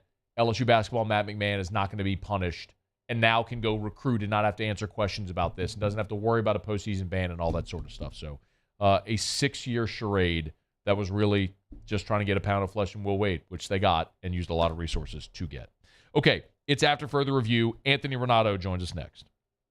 AFR. Brought to you by River City's 1 Hour Air, where they're always on time or you don't pay a dime. 752-0001, 752-0001, or 1hourbr.com. Tell you every day to go read those Google reviews. This one from Jemiah and Joku said, Michael, our technician, was on time, professional, explained what was found with all the possible options. A good experience. Another 5-star review. And I tell you, man, read those reviews and understand also that when you call River City's 1 Hour Air, that technician is going to come out and give you a good, better, and best option. Give you all of your options, not pressure you into doing something maybe you can't afford or don't need to do. They're going to explain all of your options and let you make the decision in a no-pressure environment. It's River City's 1 Hour Air. Look for the big yellow vans and trucks with the giant clock on the side. You see them all over town. If your AC isn't keeping up, call River City's 1 Hour Air. 752-0001, where they're always on time or you don't pay a dime. Bayou Chrysler Dodge Jeep Ram has $25,000 off new 22 Ram 1500 SCA trucks and incredible deals on all remaining 2022 inventory, all with Bayou's 1 million mile warranty. The crew at Bayou Automotive is going to do right by you. Electricity is all around us, and our families depend on it. Every day is sparked by the power of a cold drink or a warm meal, a movie night, and a comforting light at the end of a dark hallway. From sunrise to sunset, playtime to bedtime, our team is ready to take care of your electrical needs. Even in the case of an after-hours emergency, the light in your life shines brighter with Mr. Electric. When is a taco more than just a taco? When it's Government Taco. Voted best tacos 3 years in a row by 225 Magazine, Government Taco puts the most delicious spin on tacos the capital area has ever seen. With creative combinations like the Magna Carrot, the Filibuster, or the Steak of the Union. Plus perfect tortilla chips paired with the best salsa and queso you've ever had. And happy hour every day from 3 to 6 p.m. and all day on Thursday. Government Taco, 5621 Government Street. The Windsor Senior Living Community in Mandeville, Louisiana is a beautiful, vibrant apartment community geared towards seniors. They are nestled right in the heart of Mandeville, where seniors live a more carefree lifestyle in spacious apartments with the peace of mind that comes from having a little extra help. Call the Windsor at 985-624-8040 to schedule a lunch and tour. Come see how the Windsor can be your passport to peace of mind. I've been doing business with Luba for 25 years. They're dependable, trustworthy. It's just the attention to detail with our clients. Our folks have years and years of experience. They're highly trained professionals. But many companies have that asset. What I'd like to think makes Luba a bit different is that we use those talents in a way that truly is dedicated to serving the needs of the folks who depend on us. There it is, the extra mile, on the border of expected and extraordinary, for those willing to go further, like vans customized for work or play, with safety and tech to keep you connected, supported by a 5-star sales, service, and finance team, and backed by the 1-star you know. So go the extra mile. It's never crowded, because so few have what it takes to go there. Mercedes-Benz Vans. Gulf Coast Office Products is a nationally recognized Savin office equipment dealer based right here in Louisiana. Over 100 employees strong, Gulf Coast has the boots on the ground to support.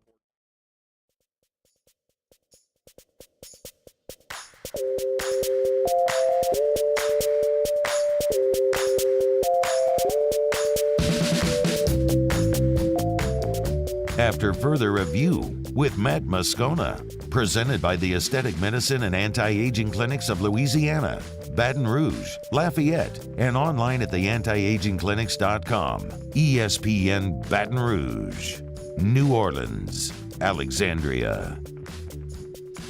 Well, I think we have one half of tonight's starting pitching equation. Wake Forest, just about 6 minutes ago, on their official baseball Twitter account, tweeted out a GIF of Rhett Lauder. Well, it's actually a short video, but it's just him looking up into the camera and then the camera shaking. So that would seem to be their announcement that it will be their ace, Rhett Lauder, going for the Demon Deacons tonight, and we are all assuming it will be Paul Skenes for LSU, although we don't have that formally. Our buddy Anthony Ranaudo, former Tiger great, is good enough to join us for a couple of minutes, and I have a very specific conversation I want to have with him today about this very thing. Yo, man, thanks for the time as always. How are you? I'm great. Anytime the Tigers are playing a game to go to the championship series, it's a good day, so I'm great. I love it, man. Okay, the discussion right now is if Paul Skenes goes on 4 days rest. You did that in the championship series when you were thrown in Omaha, and then you threw the if necessary game, the Monday, I guess, well, then it would have been a Wednesday game, against Texas on 4 days rest. If you would help us understand the challenges of getting ready as, look, a big, strong arm righty. I mean, you and Paul are similar in that respect. Getting ready on 4 days rest. First of all, thank you for saying we were similar a little bit, because he's way better than I ever was and stronger and everything. So first and foremost, he probably won't have the same issues that I had, but I was dead tired at the end of the year, so I had a tough time. But having a great staff like LSU and an athletic program, and all those things, guys like Bo Lowry, really made that difference for me. It was them taking me behind the scenes and saying, hey, look, we got to do this. We got to do a little extra soft tissue work. We got to do a little extra activation. You're going to back off on your running and your throwing this week because we're got to plan for this last game. So I don't know exactly what Skenes did, because it's probably very subjective to the pitcher and what they need and everything. But ultimately, it's really about the staff and creating it. Having the staff create the resources for the players to be able to feel the best that they can when they take the ball out there. So, and I understand, like, you're obviously not there, what this exact staff is doing, but help us understand, if you could, the difference in what it feels like on 4 days rest as opposed to 5 days rest when you try to take the ball. Yeah, it's funny because it really does depend on your last outing, how you took care of yourself in between starts and things like that. And there would be days where you have full rest and you feel like crap, right? So it really is just one of those things like where it is day to day. So I would like to think that he's going to be feeling pretty good, having the adrenaline, 30,000 people, season on the line.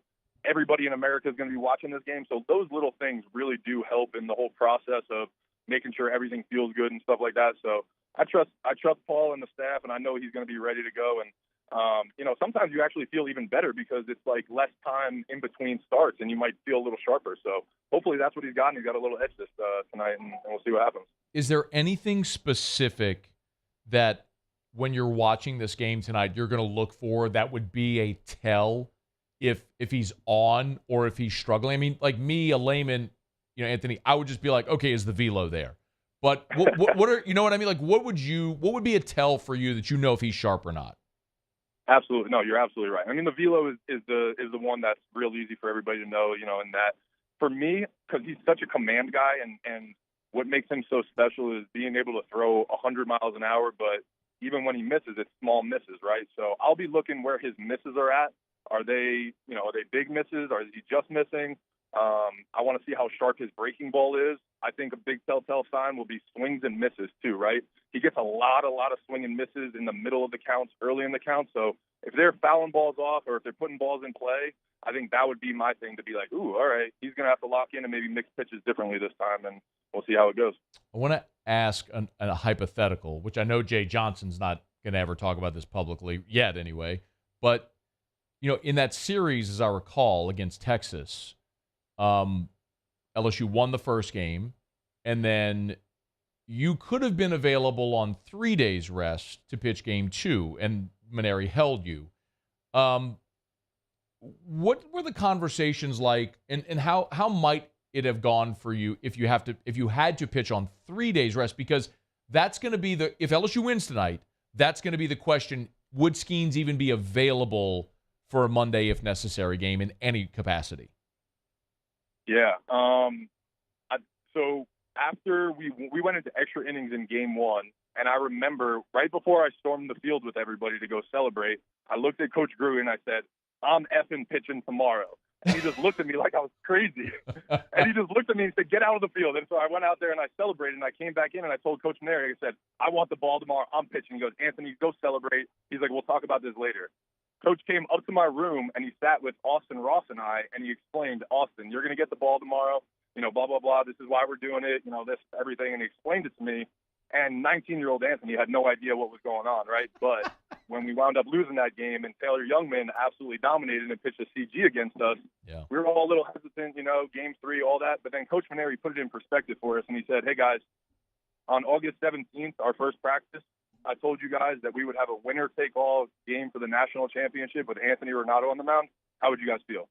And I think everybody was pumped and ready to roll. So it was like he had the wherewithal to know, like, you know what, we could lose one of these games, and I want somebody that's got some experience and, some confidence in that last game. So it worked out for us, but I think, Jay's making the right choices right now, and I think you got to get to the championship series. So, I think that's the right move. So that's the question, right? And all signs are pointing right now to that. It is going to be Paul Skenes against Rhett Lauder. We'll wait for LSU to formally post the lineup, but they have posted. Okay, they have formally. So it is Skenes out. They have formally posted it. So okay, cool. And it's what we all expected, and it's the right call. But Anthony, the one thing, and I would love your thought on this, and I don't know that there's a right or a wrong, right? But the question is, do you want to get to the championship series, or do you want to win the championship series? And if you have Paul Skenes available in the championship series to start game 1, your chances of winning it go up dramatically, as opposed to not having him at all, obviously. But you can't win it if you don't get there. So yeah. So I think the prerequisite to get there is, to win it is you got to get there. So I want my number 1 on the mound. I want to get there, and then I'll trust the Tigers in a championship series, winning 2 out of 3 against anybody, even without Skenes, just because the bats are so hot right now. The bullpen has really stepped up. And honestly, like when you win a national championship, you need performances like you got from Hack the other night, and somebody's got to step up in that championship series anyway. So I'm looking forward to it. Hopefully Skenes gets us there, and we're having another conversation, in a couple days talking about, who's pitching game 1 and 2. So I'm excited. My guy's a Renaissance man over here. Of course, F45 Cards and Culture in the card game there, and doing content creation as well. Up and in. Make sure you're subscribed. And wherever people get podcasts, YouTube, all the social media as well. What should people go follow? Cards and Culture is what I tell people. That's our YouTube channel, and you'll find my podcast on there. We do a couple other podcasts and create content around sports cards and gambling and all that good stuff. So, yeah, man, Cards and Culture is where I'm at, and that's in Perkins Road, too. So if you guys want to stop by, I'm usually always there. Y'all check it out, man. The big fella. Great to chat. As always, go Tigers. We'll talk to you soon, man. Yes, sir. Thank you, man. Thanks, dude. That's Anthony Ranaudo spending a couple of minutes with us. I love the perspective. A couple things to keep an eye on when you know if Skenes is sharp on 4 days rest. But the perspective there, isn't it great? When he said, look, there's times I pitched on full rest and felt like crap. It's really, how do you take care of your body? And there's nobody better at that than Paul Skenes. Okay, it's after further review. Speaking of taking care of your body, get on by Traction Sports. TractionSports.com was over there this morning. Got a great workout in. I think they're actually going to post a video of like a reel or something of me doing some circuit training today. I don't know that you actually want to see that, but you can if you want. But if you want to be your best, you want to take care of your body, you want your son or daughter to be the best they can be in whatever sport, Traction can help. They have small group sport-specific training, and memberships are available, so that way your son or daughter can go to as many, it's incredibly affordable relative to what you think small group training like that would be at a place like Traction. But you get that monthly membership, and you go to as many unlimited sessions per month that you want. So learn more about it, TractionSports.com, or call over there at Traction. One thing to keep in mind also, Traction summer baseball camps every week during the summer. I know this week a lot of the young baseball players are at the Catholic High baseball camp. It's a huge baseball camp. Well, if your son is at Catholic High's baseball camp this week, get him into the Traction baseball camp next week or the week following. No 4th of July week, but every other week this summer. TractionSports.com, TractionSports.com. Traction, where champions are made. All right, y'all. It is after further review. Thanks to Ronaldo for joining us. As we mentioned, lineups are posted. It is official. Skenes against Louder. LSU is the home team in tonight's ball game as well. I'm reading that correctly, right? LSU is the home team in the game. All right, so LSU is the home team in the ball game tonight. And I'm looking for same lineup as last night. Yep, same lineup as no, forgive me, they're flipping Pearson and Milazzo. So Pearson goes to the 8-hole, Milazzo will bat 9th tonight. Everything else is the same. So it's after further review. Let me knock out a quick break. We'll come back. Muse will do Tigers and the Pros. A lot to do. Hanny from Omaha in 15 minutes. We'll get his reaction to the Skenes Louder decision, and I'll talk about the if necessary game. Tigers either win and advance their championship series, or the season ends tonight at Charles Schwab Field. We'll talk about it with Hanny here in about 15 minutes. Stick around. AFR. Brought to you by Rouse's, the official supermarket of the New Orleans Saints. Get to Rouse's.com. You want to see all their great specials, you know where to find it. It's over at Rouse's.com. I would highly recommend also that you follow Rouse's on social media, because when they do have great specials or things of that nature, they'll always post it on social media. Like right now, they got a big 4-day sale coming up here for the end of June. They got great prices like split chicken breast for 99 cents a pound, fresh sweet strawberries, Louisiana strawberries, 3 for $5. You can stock up on and save on Coca-Cola products. The half-liter bottles, 3 for $10. They always got great deals over at Rouse's. Of course, we tell you all the time, you want to throw something on the grill, great place to go find it. Seafood, beef, chicken, whatever it is, they've got you covered. They've got hot and boiled seafood kiosks, grab and go, ready to go. It's at Rouse's. Rouse's.com. Rouse's. This feels like home. Relentless reporting gets results. I'm never going to stop until we get the answers you need. Uncovering more as the powerful try to cover things up. What happens in the dark will always come to light. Founding new principles and practices for the state of Louisiana. Chief Investigative Reporter Chris Nakamoto. Chris Nakamoto and the Investigative Unit. Recipients of Columbia University's prestigious DuPont Award.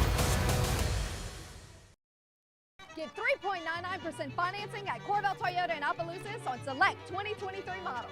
And we also have a large selection of pre-owned inventory. So come on down to Happy Town. That's Corvell Toyota in Opelousas, Happy Town, USA. Gulf Coast Bank and Trust is giving our customers the power to bank anywhere, anytime during this challenging event. And we're right there with you. Our mobile banking app is a smart way to manage your money and time. Gulf Coast Bank and Trust, the bank that cares about you. This summer, retirement is a state of mind. Whether it's a mid-morning activity or an early bird special, grab a Coors Light and chill like you're retired. The importance of doing this fortified program and offering it to people down here is, number one, the only real chance you're going to get to do this is when you put on a new roof or build new. And through companies like HUDCO, who's kind of leading the way in this thing, it's going to offer the customers a huge advantage in the insurance market and the price of their insurance. You know, we're not looking to make a fortune off fortifying. We're trying to give you a better product than our competitor at the moment. I'm trying to do something that he can. I'm trying to give you something better. So a lot of these insurance shops, you're getting a re-roof, you're only paying your deductible. Let's sit down and talk about the fortified and let's see what it does to your insurance premium. You're getting a steal. Yeah. You're getting a brand new roof and a fortified certificate for your deductible, essentially. I think we're rocking and rolling.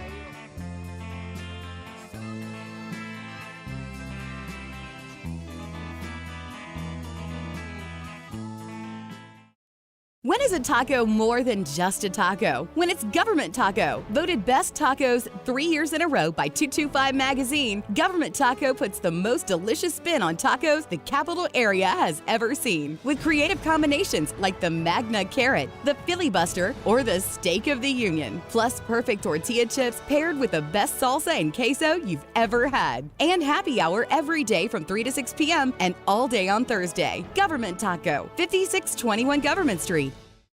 Follow us on Twitter at 1045ESPN to cast your vote in the Citizens Bank and Trust poll of the day. Vote daily inside Off the Bench, live at lunch on Palmer. And after.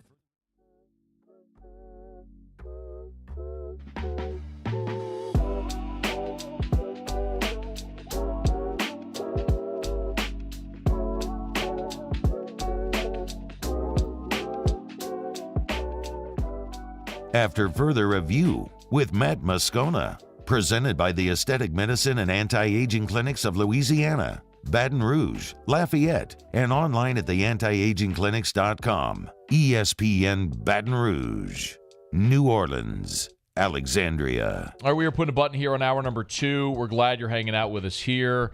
LSU looking to do the improbable. If they can knock off Wake Forest tonight, they will have beaten the Demon Deacons in consecutive days. That would be the first time all season that Wake Forest has lost back-to-back games. And one thing is just abundantly clear. This ballpark has taken its toll on Wake Forest's offense. And yes, I think it's a combination of a lot of different factors. Elite pitching, the ballpark playing as big as it is, but it is undeniable that this has taken its toll on Wake Forest offense. They have 8 runs over the course of 3 games, and they are hitting a collective 193 in the College World Series. And now the task becomes even greater because they have to face the best pitcher college baseball has seen in more than a decade. That is why LSU is minus 190 right now. It is climbing on the money line with LSU since the news became official that Paul Skenes is starting. All right, it's after further review. Hanny will be with us here right after the top of the hour. Right now, Musso has Tigers in the Pros. Tigers in the Pros. They still bleed purple and gold. They're just really rich now. Presented by Lee Michaels Fine Jewelry. Lee Michaels Fine Jewelry, where Baton Rouge gets engaged. All right, so the Phillies and Braves got rained out last night, which means they had to play a doubleheader today. Game 1 of that. Aaron Nola was on the bump. Oh, I'm sorry. Cali High! There you go. Yep. My bad. I'm trying to give away ththese tickets from Mockler. No, I don't blame you. Aaron Nola, 6 innings, 2 hits, shutout baseball, 2 walks, 5 Ks, got the no decision. That game was scoreless until the 10th inning. The Braves put up 5 in the top of the 10th. The Phillies responded with 1 in the bottom half. So another great outing by Nola, another no decision. Good to see him get the Braves there. They normally get him. It's normally the other way around there. St. Paul Saints, AAA baseball last night. Andrew Stevenson, 1 for 5 at the top of that lineup, but it was a big one. His 6th home run of the season. Started the scoring in the game, put the Saints up 2-0. 2 RBI and a run scored. It's Steve-O hitting .313 with the 6 homers and now 25 RBI on the season. Jake Slaughter, massive night for the Iowa Cubs. 2 for 4 in that ball game. His 12th home run of the season, a 2-run shot to give him 2 RBI and a run scored on the night. 250, 12 homers, 53 RBI for Jake Slaughter. It is almost July now. The guy has 53 RBI already. That's a big pace for him. And, of course, out of the Iowa Cubs, they got the victory. They played the Memphis Redbirds. Kramer Robertson not in the lineup last night for Memphis. That's Tigers in the Pros. Presented by Lee Michaels Fine Jewelry, lmfj.com. lmfj.com for Lee Michaels Fine Jewelry, where you will always get the Lee Michaels experience. We tell you about Lee Michaels every day, and the reason that they have been in business and continue growing and thriving the way they have for 40 years. Look, it's hard to go to any charitable event anywhere in town without seeing the red box. They're so generous, but they also always give you the Lee Michaels experience no matter your budget. So don't be intimidated. Just walk in the door of any of the Lee Michaels locations. lmfj.com, lmfj.com for Lee Michaels Fine Jewelry. Okay, it is after further review. Hanny's coming up from Omaha. Again, if you haven't heard yet, maybe just knocking off of work, it is going to be Rhett Lauder against Paul Skenes. That is official. The lineups have been posted. And LSU's rolling with the same lineup. The only difference is they're swapping the 8 and 9 hole hitters. It'll be Pearson 8, Milazzo 9. Hour 3 next. AFR. Brought to you by Michelli Weighing and Measurement. Of course, Michelli has some great LSU baseball ties as well. Joel McMullen, the president CEO of Michelli, his son Sean McMullen was part of that 2013 LSU baseball team that went up to Omaha. And Sean still works with Michelli, and you know, it could be a day where Sean's calling on you if you're here in any of their 6 offices across Louisiana. Go to Michelli.com. One of the things that they stress, despite the fact that they have grown to be so big over 70-plus years now, 71 years to be exact. 76 years, excuse me. They celebrated their 75th anniversary a year ago, is they still value business with a handshake. They still value face-to-face sales. Went to a baseball game with Joel and Sean earlier this year, and Joel told me he planned out his day so that he could stop along the way from New Orleans to Baton Rouge and visit their clients all along the way. That's how they do business and always have. It's Michelli Weighing and Measurement, Michelli.com. There it is, the extra mile, on the border of expected and extraordinary for those willing to go further, like vans customized for work or play, with safety and tech to keep you connected. Supported by a 5-star sales, service, and finance team. And backed by the 1-star you know. So go the extra mile. It's never crowded because so few have what it takes to go there. Mercedes-Benz Vans. Follow us on Twitter at 1045ESPN to cast your vote in the Citizens Bank and Trust Poll of the Day. Vote daily inside Off the Bench, live at lunch on Palmer. And after further review, Citizens Bank and Trust brings you the Poll of the Day via Twitter at 1045ESPN. Oh, hey, what's up? It's Big D and Bubba, 100.7 The Tiger Morning Show. We'd love for you to join us every weekday, 4 a.m. till 9 a.m. Yeah, everything you want in a show. Country music. We got laughs. We got celebrity in-studio guests. We just need you. Join us every weekday morning, 4 a.m. to 9 a.m., right where it all started. That's right. Louisiana's country station, 100.7 The Tiger.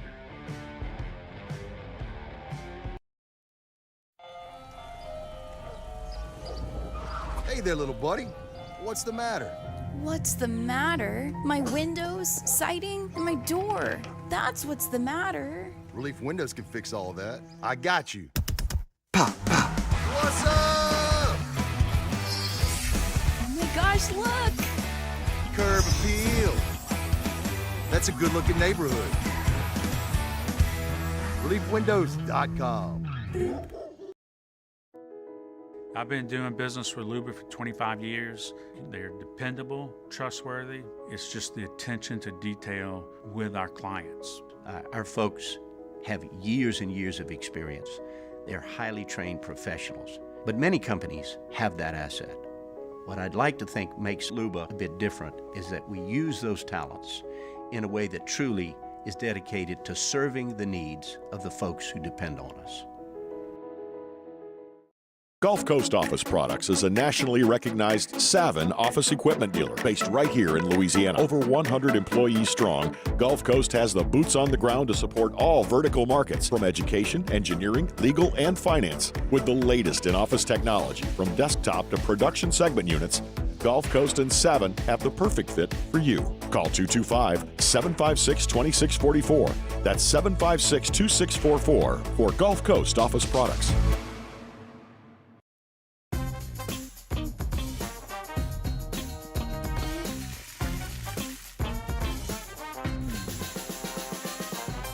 The best kept secret in town is out. Discover Tallulah at the Renaissance Hotel on Bluebonnet.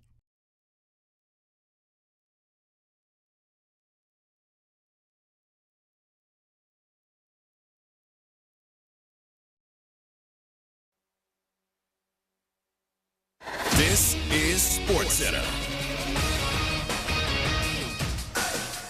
I'm Doug Brown. The trades keep coming leading up to the NBA draft. ESPN's Adrian Wojnarowski reports the Wizards, who just acquired Chris Paul on Sunday, trade him to the Warriors today. Washington gets Jordan Poole and 2 future draft picks. The draft is in Brooklyn tonight with the Spurs holding the first pick. The only surprise will be if they don't take 19-year-old French prospect Victor Wembanyama. ESPN's Andrea Carter believes the 7'5" Wembanyama could be better than Nikola Jokic. The things that we're seeing from Jokic in terms of facilitating and passing and distributing the basketball and scoring the basketball and rebounding the basketball, there is all of that, plus the moves that Victor Wembanyama can make like a true guard. Andrea Carter on Greeny. Live coverage of the draft starts at 7 Eastern on ESPN Radio and TV, 8 Eastern on ABC. After winning the national championship in April, UConn basketball coach Dan Hurley gets a new 6-year contract worth almost $33 million guaranteed. ESPN Radio is presented by Progressive Insurance. Progressive can help you protect your home, auto, boat, motorcycle, ATV, and RV, and more. And if something wasn't mentioned that you had in mind, find out if it can be covered at Progressive.com or 1-800-PROGRESSIVE, because it probably can be. Matt Moscona. I'm very important. After further review. Say it one more time. After further review with Matt Moscona. And here we go. ESPN Baton Rouge, New Orleans, Alexandria. Live from the Mercedes-Benz of Baton Rouge studios. That's right.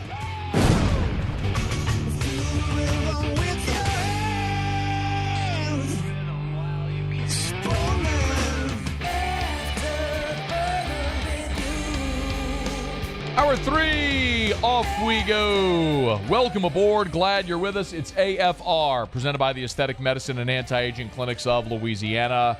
I'm Matt. Love you, Matt. Paul O'Neill. They're chanting Paul O'Neill's name. Musso. And Mr. Toby Tomplay.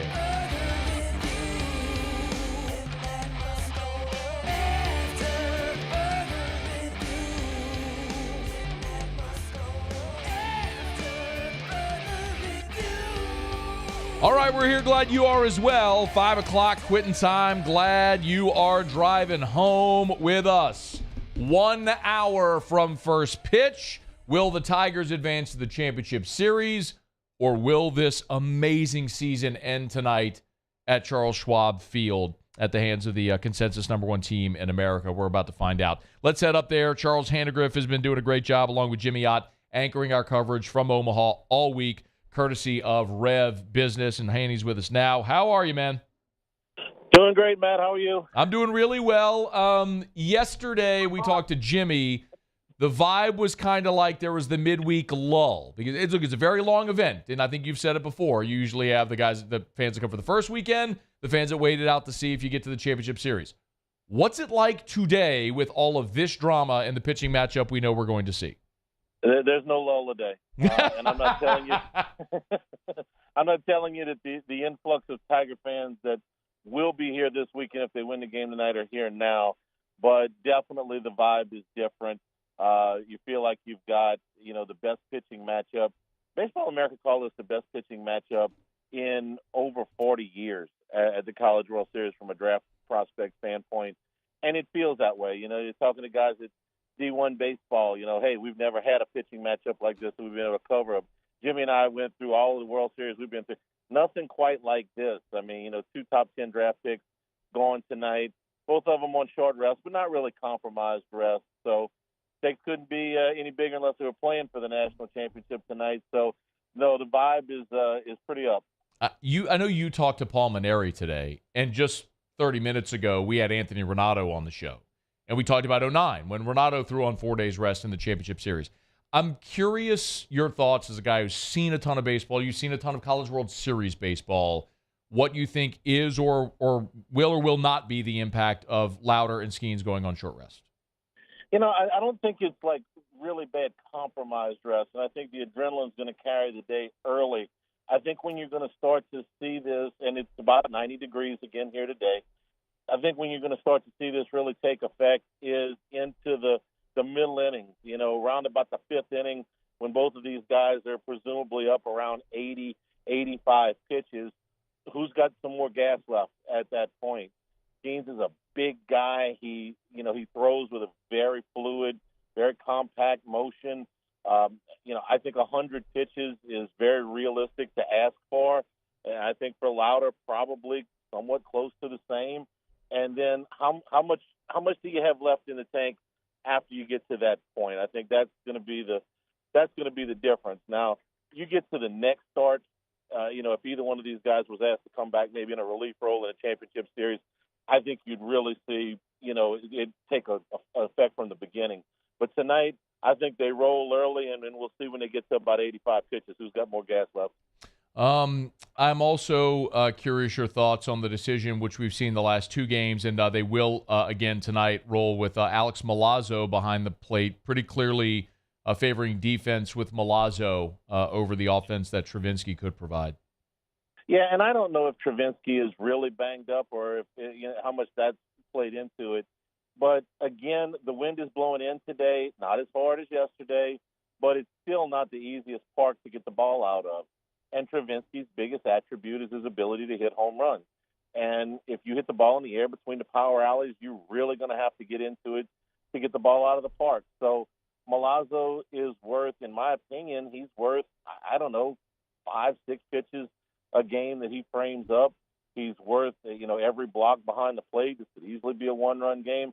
I think it's the right move. They've also flip-flopped him and Josh Pearson. He'll bat in the 9 hole and Pearson up in the 8 hole. And listen, man, one slot in the batting order may make the difference. If Pearson gets one more at bat than Milazzo, maybe that's the one that's the game-winning run. Who knows? That is it's great perspective and certainly something to watch. When you just look at Hanny, what this team has already accomplished the last 2 nights to get to this point, can you put some context around just how improbable it is, what they're trying to do and what they are closing in on doing?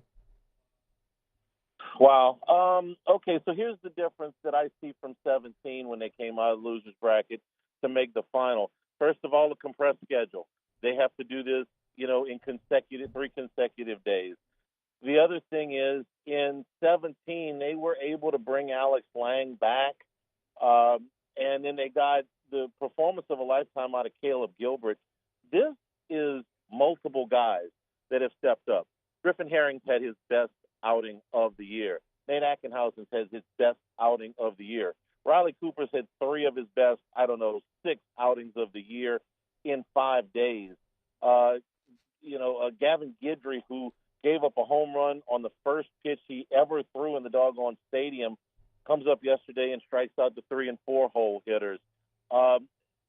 This is multiple guys that they're asking to do things they haven't done all year. It's not just one guy. It's not even just 2 guys. It's like 5 or 6 guys. What that LSU bullpen has done, I don't have a comp for it. In 93, when they had to win the extra game, Mike Soroka basically put the team on his back. I don't have a comp for this many guys stepping up. It is remarkable. And, you mentioned it as well, Hanny, about 17. Poche got to pitch. They went Poche Lang the first 2 games. LSU went bullpen. I mean, it's incredible what they are trying to do right now up there at the College World Series. All right, man. You're hanging out in Omaha for as long as the Tigers are there, right? Yeah. My per diem's still good, right? We'll have to check with the program director. Okay. Yeah. As long as the per diem's still there and the rental car and the hotel room, yeah, I'm fine. I've made friends up here, so yeah, I'll be okay. I'm sending Jimmy home tomorrow, though. I had enough of him. Well, hopefully he doesn't have to go through D.C. Well, hopefully we don't see you again until Tuesday, Handy. Or you know what? Maybe Monday, and the Tigers are bringing back a trophy. So we'll look forward to it. Thanks, as always, for the coverage, man. It's been great this week. All right, Matt. Thanks. Let's go get them. All righty. That is Charles Hanagriff there in Omaha. Charles and Jimmy been anchoring our coverage courtesy of Rev Business. Of course, formerly ETEL, now rebranded as Rev. Great people. Let's Rev. They've made this possible to have Charles and Jimmy there for as long as they've been since last Thursday? Friday? When did they leave? Thursday? It's been a long time. No, Thursday. They left Thursday. They left Thursday? Yeah. It almost took Hanny until Friday to get that's there. right. Yeah, it did. Yeah. It almost took them until Friday to get there. That's right, because they did the show Thursday night with Hanny just storming through there. Yeah, luggage and all, just going through a sports book. Oh, man. The things you do to get these broadcasts off. So, in any event, Tigers and Demon Deacons were less than an hour away from first pitch. All right. Well, now I got a quick break. We're brought to you by Relief Windows, reliefwindows.com. Man, I love telling you about Brandon Holly and the gang over at Relief Windows. You want to make your home more energy efficient? Relief Windows. You want to make your home more beautiful, the exterior? Relief Windows. If it's hardy plank or vinyl siding, make your home energy efficient, fire resistant, comes finished in whatever color you want. So you don't have to paint your home. It's easier to clean. It's incredible. Learn more about hardy plank or vinyl siding from Relief Windows. And nobody's going to treat you better. It's Relief Windows. Windows, doors, siding, Relief Windows, and reliefwindows.com. Their gorgeous showroom is open Monday to Friday, 9 to 5. Walk-ins always welcome. Just go check them out. It's Relief Windows. 288-8138, 288-8138, or reliefwindows.com. All right, when we come back, I do want to run through the starting lineups and some perspective on the LSU offense, which in a College World Series so far, which has seen two polar opposite results offensively from the first weekend and what we are seeing now, which is an illustration of what happens when the wind changes direction and blows in at that field, how different it has been. But I do want to put some context around that, and we'll try here on less than an hour away from first pitch on a day when LSU's trying to pitch and hit its way into the National Championship Series. Stick around. It's AFR. AFR. AFR is brought to you by Hudco Roofing, HudcoRoofing.com. I was earlier today actually over at the Hudco office, and with this week's just devastating hailstorms, obviously our phones have been ringing off the hook. Our web inquiries have been way up, and we're doing our very, very best to get to everyone as quickly as we can. And one of the great things about being local and having great local relationships is we are staffed. We have tons of inventory for products as well, shingles, if you need a re-roof, like we can get to you and be re-roofing your home within 48 hours, provided you've got your scope of work for your insurance, or if you need us to help work with your insurance adjuster, we're more than happy to do that with insurance professionals on staff. The other thing, times like this also often make you realize is you can always staff up. So if you have experience as a salesperson, if you have experience in roofing, if you don't have any experience, but you just know how to service clients and treat people right, we'd love to talk to you. HudcoRoofing.com. Fill out the form on the homepage. Do business with someone you know. HudcoRoofing.com. Gulf Coast Bank and Trust is giving our customers the power to bank anywhere, anytime during this challenging event. And we're right there with you. Our mobile banking app is a smart way to manage your money and time. Gulf Coast Bank and Trust, the bank that cares about you. Bayou Ford has up to $7,000 off MSRP plus 0% financing on new 23 Ford F-150 XLT trucks and incredible deals on all remaining 2022 inventory. All with Bayou's 1 million-mile warranty. The crew at Bayou Ford is going to do right by you. Hello, Samantha, dear, I hope you're feeling fine. And it won't be long until I'm with you all the time. But until then, I spend my money up right down on my last dime.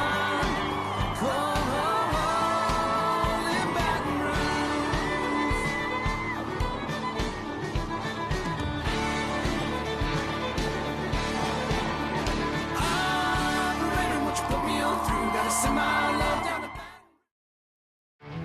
There it is, the extra mile, on the border of expected and extraordinary for those willing to go further, like vans customized for work or play, with safety and tech to keep you connected, supported by a 5-star sales, service, and finance team, and backed by the 1-star you know. So go the extra mile. It's never crowded, because so few have what it takes to go there. Mercedes-Benz Vans. When is a taco more than just a taco? When it's Government Taco. Voted best tacos 3 years in a row by 225 Magazine, Government Taco puts the most delicious spin on tacos the capital area has ever seen. With creative combinations like the Magna Carrot, the Filibuster, or the Steak of the Union. Plus perfect tortilla chips paired with the best salsa and queso you've ever had. And happy hour every day from 3 to 6 p.m. and all day on Thursday. Government Taco, 5621 Government Street. Hey there, little buddy. What's the matter? What's the matter? My windows, siding, and my door. That's what's the matter. Relief Windows can fix all that. I got you. Pop, pop. What's up? Oh my gosh, look! Curb appeal. That's a good-looking neighborhood. ReliefWindows.com. I've been doing business with Luba for 25 years. They're dependable, trustworthy. It's just the attention to detail with our clients. Our folks have years and years of experience. They're highly trained professionals, but many companies have that asset. What I'd like to think makes Luba a bit different is that we use those talents in a way that truly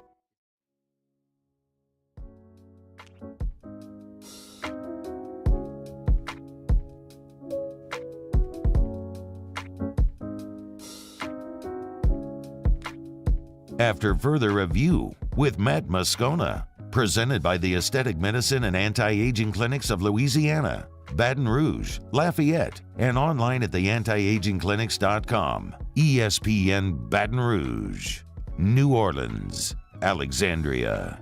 One of the unquestioned storylines of this College World Series so far has been Wake Forest's offense going in the deep freeze. There's just no other way to say it.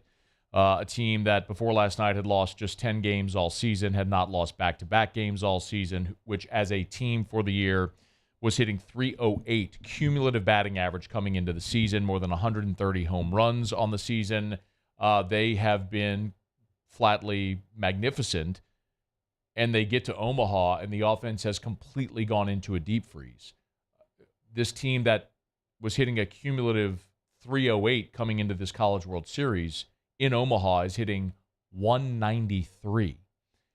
And now here's the challenge staring you straight in the face of Paul Skenes. Tom Walter, after the game last night, was asked if he's noticed his lineup pressing in Omaha. Yeah, I think it can turn quickly. I mean, Tommy Hawk pressed a little bit the first two games, and obviously every one of his at-bats today was really good. So really happy with the way Tommy set the table all day today. I thought Lucas gave us good at-bats. So, clearly we need to get Kurtzy and JJ going, those two. We might flip the order a little bit and move Pierce up into that 5-hole and, maybe kind of give JJ, a little bit of a breather, a little less pressure situations. But, we need JJ and Kurtzy to get going. I mean, if we're gonna make a run here at this title, we're gonna need those two guys to get rolling. Talked about flipping the order a little bit. He did drop Johnson down into the 7-hole tonight. So and Pierce Bennett does move up to the 5-hole. So as Tom Walter suggested he might do, he did. So Tommy Hawk, Lucas Costello, Nick Kurtz, your 1, 2, 3. Wilkins stays in the 4-hole, followed by Bennett, Corona, then Johnson, Lee, Houston to round it out for Wake Forest tonight. But speaking of Bennett, who, again, is moving up in the lineup tonight, replacing Johnson, they'll sort of flip-flop in the order. This is one of the more interesting comments. And I do believe that this is part of the problem for Wake Forest. Bennett was asked why the offense was struggling in Omaha. Give a listen.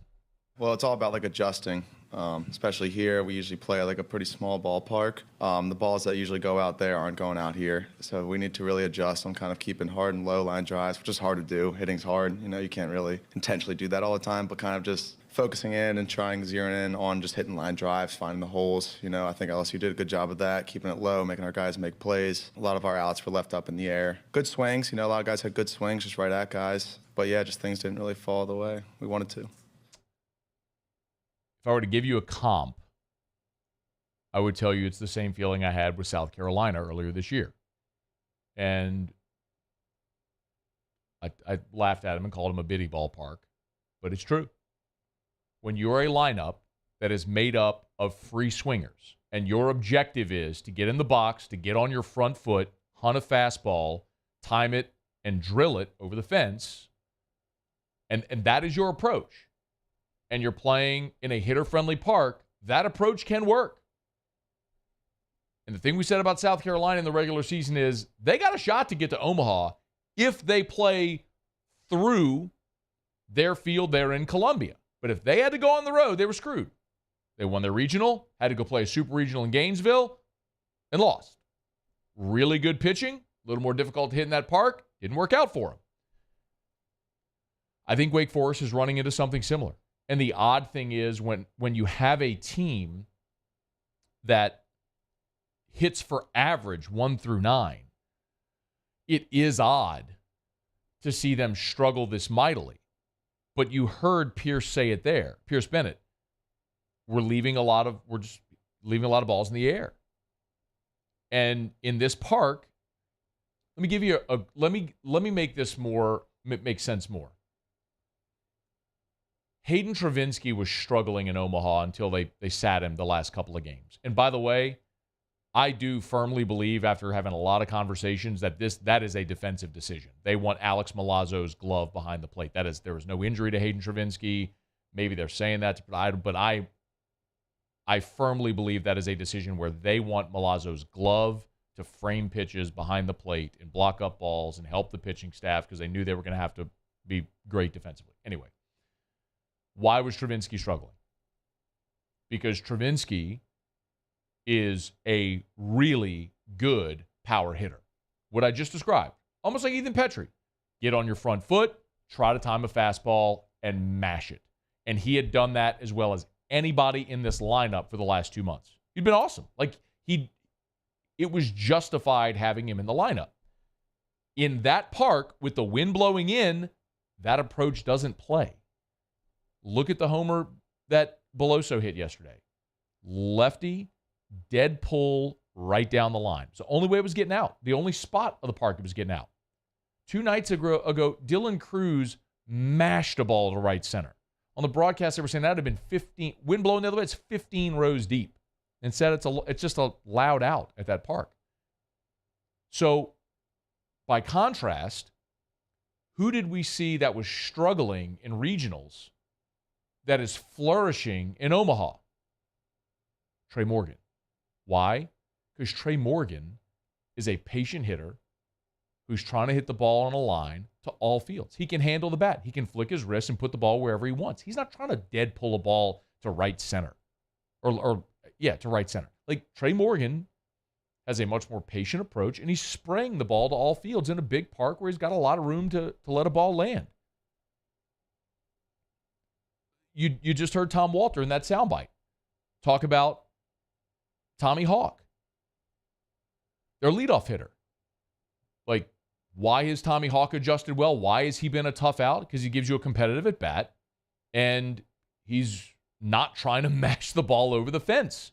But when you look at Kurtz and Wilkin and all these guys, Kurtz with 24 homers, Wilkin with 31, Johnson with 16, Corona with 13. I mean, you've got dudes that are big, strong guys trying to hit the ball in the air and hit it out of the field because that's what they've done. I don't know that Wake's offense is capable of adjusting. And not only that, they're playing in a park that plays bigger, but they're also facing elite pitching.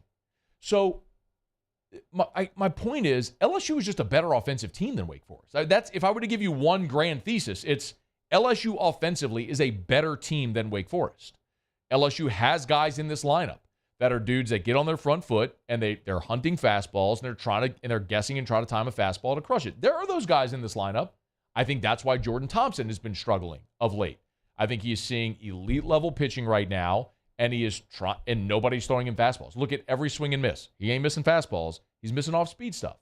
So maybe I would love it if that changes. It's a really big challenge tonight with Ranaudo on the mound. But if you're just focusing on Wake Forest, I think there is validity to two things. I think their offensive numbers, I don't know how you don't make this deduction. Their offensive numbers are a bit inflated from playing in a league that was not elite. The ACC historically has had very good teams. This was not a good year for the ACC. By their standard, this wasn't a great year in the ACC.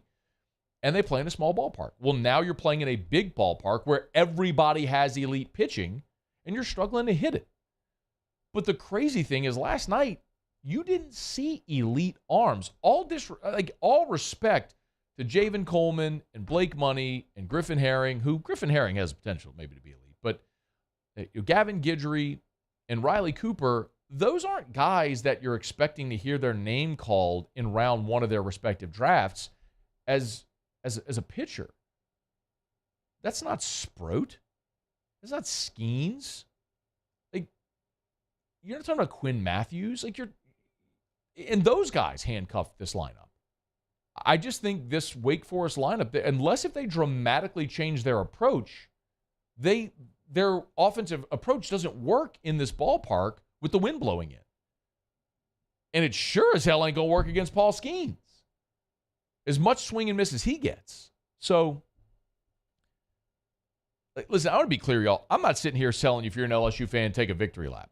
Okay? I'm not telling you that. Because Wake is going to throw Rhett Lauder, and if Paul Skenes was the best pitcher in the country this year, I mean, you could make the very compelling argument that Lauder was the second best. That he's a guy that was the ACC Pitcher of the Year. He's a first-team All-American with Skenes. He was a National Pitcher of the Year finalist with Skenes. I mean, he's that dude. So you got to face their best tonight. So I'm not telling you that's going to be easy for LSU. They face a lot of the same challenges. You're facing a dominant ace in a big ballpark. LSU does hit a lot of homers. They got 8 dudes with double-digit homers, and Trey Morgan's one away from being in that club. But I also know Gavin Dugas knows how to hit and get on base. I know Cade Beloso, just like he can rip a homer down the right field line, can also rip a single through the 3-hole. I mean, I think LSU's got better hitters. I think they just have better hitters than Wake Forest does. More complete hitters. Dylan Cruz, he can run one out of the yard. He can also rip a double in the gap. Braden Jobert pulled a double down the line last night. Like, you got that in your lineup. I don't know that Wake does, and certainly don't believe they have it against Paul Skenes. So, look, Wake Forest's best opportunity of winning this game is going to be an exact replica of how they won Monday night in a 3-2 ball game where, LSU had a threat and had a runner thrown out at the plate. You have an uprising because LSU walks 4 and hits a guy. You get 5 free bases in an inning. That's your real chance. But Muse, what did you tell me earlier today? Skenes, that was it 18 walks on the year? 19. So he's got 200 strikeouts. Yep. And 19 walks. Let me say that again slowly for those in the back that didn't hear it. 200 strikeouts and 19 walks. He's got a 10-1 strikeout to I'm serious. Like, that might be incredible. The most. It's absurd. So we were talking about in the break, like, for context, the pitcher with the best command that I've ever seen at LSU is Aaron Nola. And Aaron Nola, I'll pull it up again here. Aaron Nola, as a freshman, had 88 strikeouts compared to 7 walks. As a sophomore, 122 strikeouts to 18 walks. So Skenes has 19 walks with 78 more strikeouts than Nola had in 2013, when he was, by the way, the National Pitcher of the Year. And then in 2014, Nola had 134 strikeouts and 27 walks. So the guy who we all view, right, as having had the best command of any LSU pitcher we've seen, It doesn't even compare to Skenes. It's bonkers. And he's done it in 114 and 2/3 innings, which is just even stupider. Nola's 2014 was in 116 innings because, of course, they didn't advance. Yeah. Well, they didn't advance beyond Yeah, regionals. They lost at home. They lost at home to Houston. So, incredible, man. Just absolutely incredible what we've seen from Paul Skenes. So the challenge for Wake, which has been scuffling offensively, has scored 8 runs in 3 games, has really struggled to adapt to that ballpark, and elite pitching now has the challenge of facing literally the best pitcher that college baseball has seen in 10 years. I mean, my goodness. Yeah, it's why, in Muse, I'll look at the line again. I don't know if you've seen it updated. What did we say it was a minute ago? That last time we checked? A minute ago, it was minus $1.90. I have not seen it updated. Same. It's 190. Okay. I mean, LSU's minus $1.90. It's Wake is plus 155. The consensus number 1 team in the country that hasn't lost back-to-back games is plus 155 in a win-or-go-home game with Rhett Lauder on the mound. Yeah. Like, the LSU is an overwhelming favorite. It's baseball. Weird things happen in baseball. I mean, LSU with a bunch of bullpen guys beat the number 1 team in the country last night. Nate Ackenhausen went 6 innings against Drew Beam, who's probably going to be a first-rounder when his time comes. It's baseball. Weird things happen in baseball. I get it. How do you not love LSU in this game? It's crazy. I mean, they're going to do it, man. Like, it is. I mean, it's incredible. It is. It's stunning that they're in this spot. It is stunning.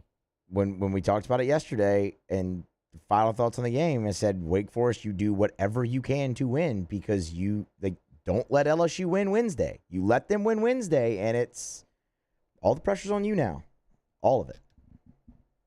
LSU loses.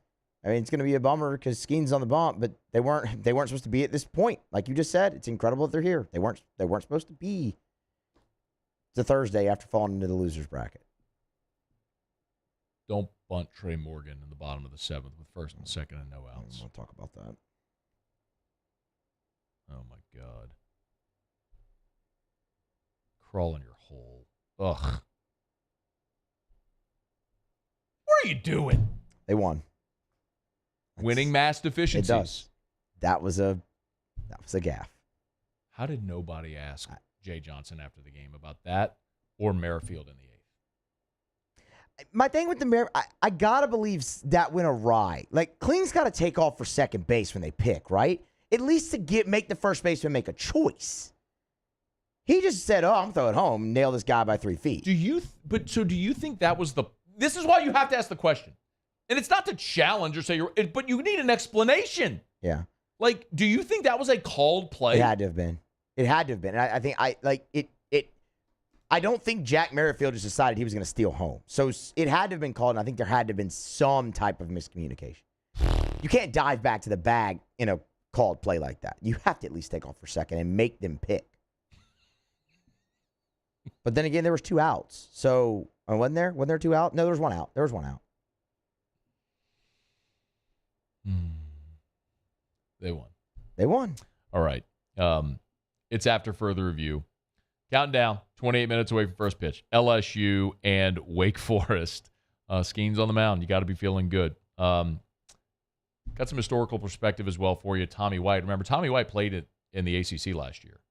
He played for NC State and faced Wake Forest in the regular season and in the postseason. Tell you how he did when we come back at AFR. AFR. Brought to you by New Orleans Flooring. I'm going to get over to New Orleans Flooring tomorrow. Go see my guy Big Sean over at New Orleans Flooring, and I'm excited about that. Airline Highway in Prairieville. If you haven't been, you know where it is, even if you haven't been there. You're going south on Airline. You know where the Walmart is on Airline Highway in Prairieville? You're going south on Airline, Walmart on your right, just past the Walmart, New Orleans Flooring. You'll see the blue awning. You'll see the blue sign. It's right there. Walk-ins are always welcome. They added incredibly, and I tell you all the time how New Orleans Flooring has more than 1 million square foot of flooring in stock. They're tripling their size of their warehouse behind so they can carry even more inventory. It's stunning. They've got a good, better, and best option of their line of flooring, but they'll sell you any brand at a discount because they cut out the middleman. So you're getting the highest quality flooring at the lowest possible price. Buy where the pros buy. It's New Orleans Flooring. Online at nolaflooring.com. Bayou Chrysler Dodge Jeep Ram has $25,000 off new 22 Ram 1500 SCA trucks and incredible deals on all remaining 2022 inventory. All with Bayou's 1 million mile warranty. The crew at Bayou Automotive is going to do right by you. Turn my music high, high, high, high, yeah. You don't know what you're doing. Sure I do. I'm from the streets where the hood can swallow on me. Bullets will follow on me. There's so much that you could run the slalom. And cops comb this top to bottom. They say that we are prone to violence, but it's home sweet home. Where personalities clash and chrome meets chrome. Prices up and down like it's Wall Street. Gulf Coast Office Products is a nationally recognized Savin office equipment dealer based right here in Louisiana. Over 100 employees strong, Gulf Coast has the boots on the ground to support all vertical markets, from education, engineering, legal, and finance. With the latest in office technology, from desktop to production segment units, Gulf Coast and Savin have the perfect fit for you. Call 225-756-2644. That's 756-2644 for Gulf Coast Office Products. There it is, the extra mile, on the border of expected and extraordinary, for those willing to go further, like vans customized for work or play, with safety and tech to keep you connected, supported by a 5-star sales, service, and finance team, and backed by the 1-star you know. So go the extra mile. It's never crowded, because so few have what it takes to go there. Mercedes-Benz Vans. When is a taco more than just a taco? When it's Government Taco. Voted best tacos 3 years in a row by 225 Magazine, Government Taco puts the most delicious spin on tacos the capital area has ever seen. With creative combinations like the Magna Carrot, the Filibuster, or the Steak of the Union. Plus perfect tortilla chips paired with the best salsa and queso you've ever had. And happy hour every day from 3 to 6 p.m. and all day on Thursday. Government Taco, 5621 Government Street. I've been doing business with Luba for 25 years. They're dependable, trustworthy. It's just the attention to detail with our clients. Our folks have years and years of experience. They're highly trained professionals. But many companies have that asset. What I'd like to think makes Luba a bit different is that we use those talents in a way that truly is dedicated to serving the needs of the folks who depend on us. At Corvette Toyota in Opelousas, I'm happy to say we have vehicles in stock and more coming in at no markup. Don't pay over MSRP. Come on down to Corvette Toyota and choose your...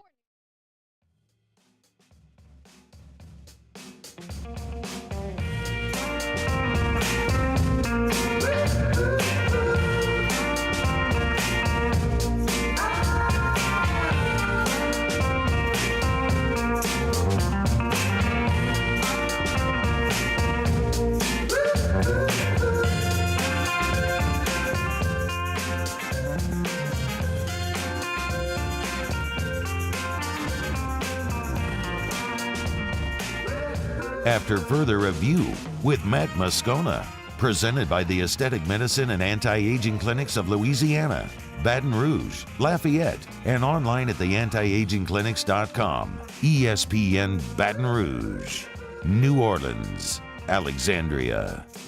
All right, so we spent last segment talking a little bit about Wake Forest's offense, their struggles, and how the challenge gets even bigger. So LSU tonight is going to face Rhett Lauder on the other side, and that is a sincere challenge as well in its own right, and that should not in any way be minimized. Rhett Lauder, like Paul Skenes, is going to go now on 4 days rest. Stanford did get to Rhett Lauder early.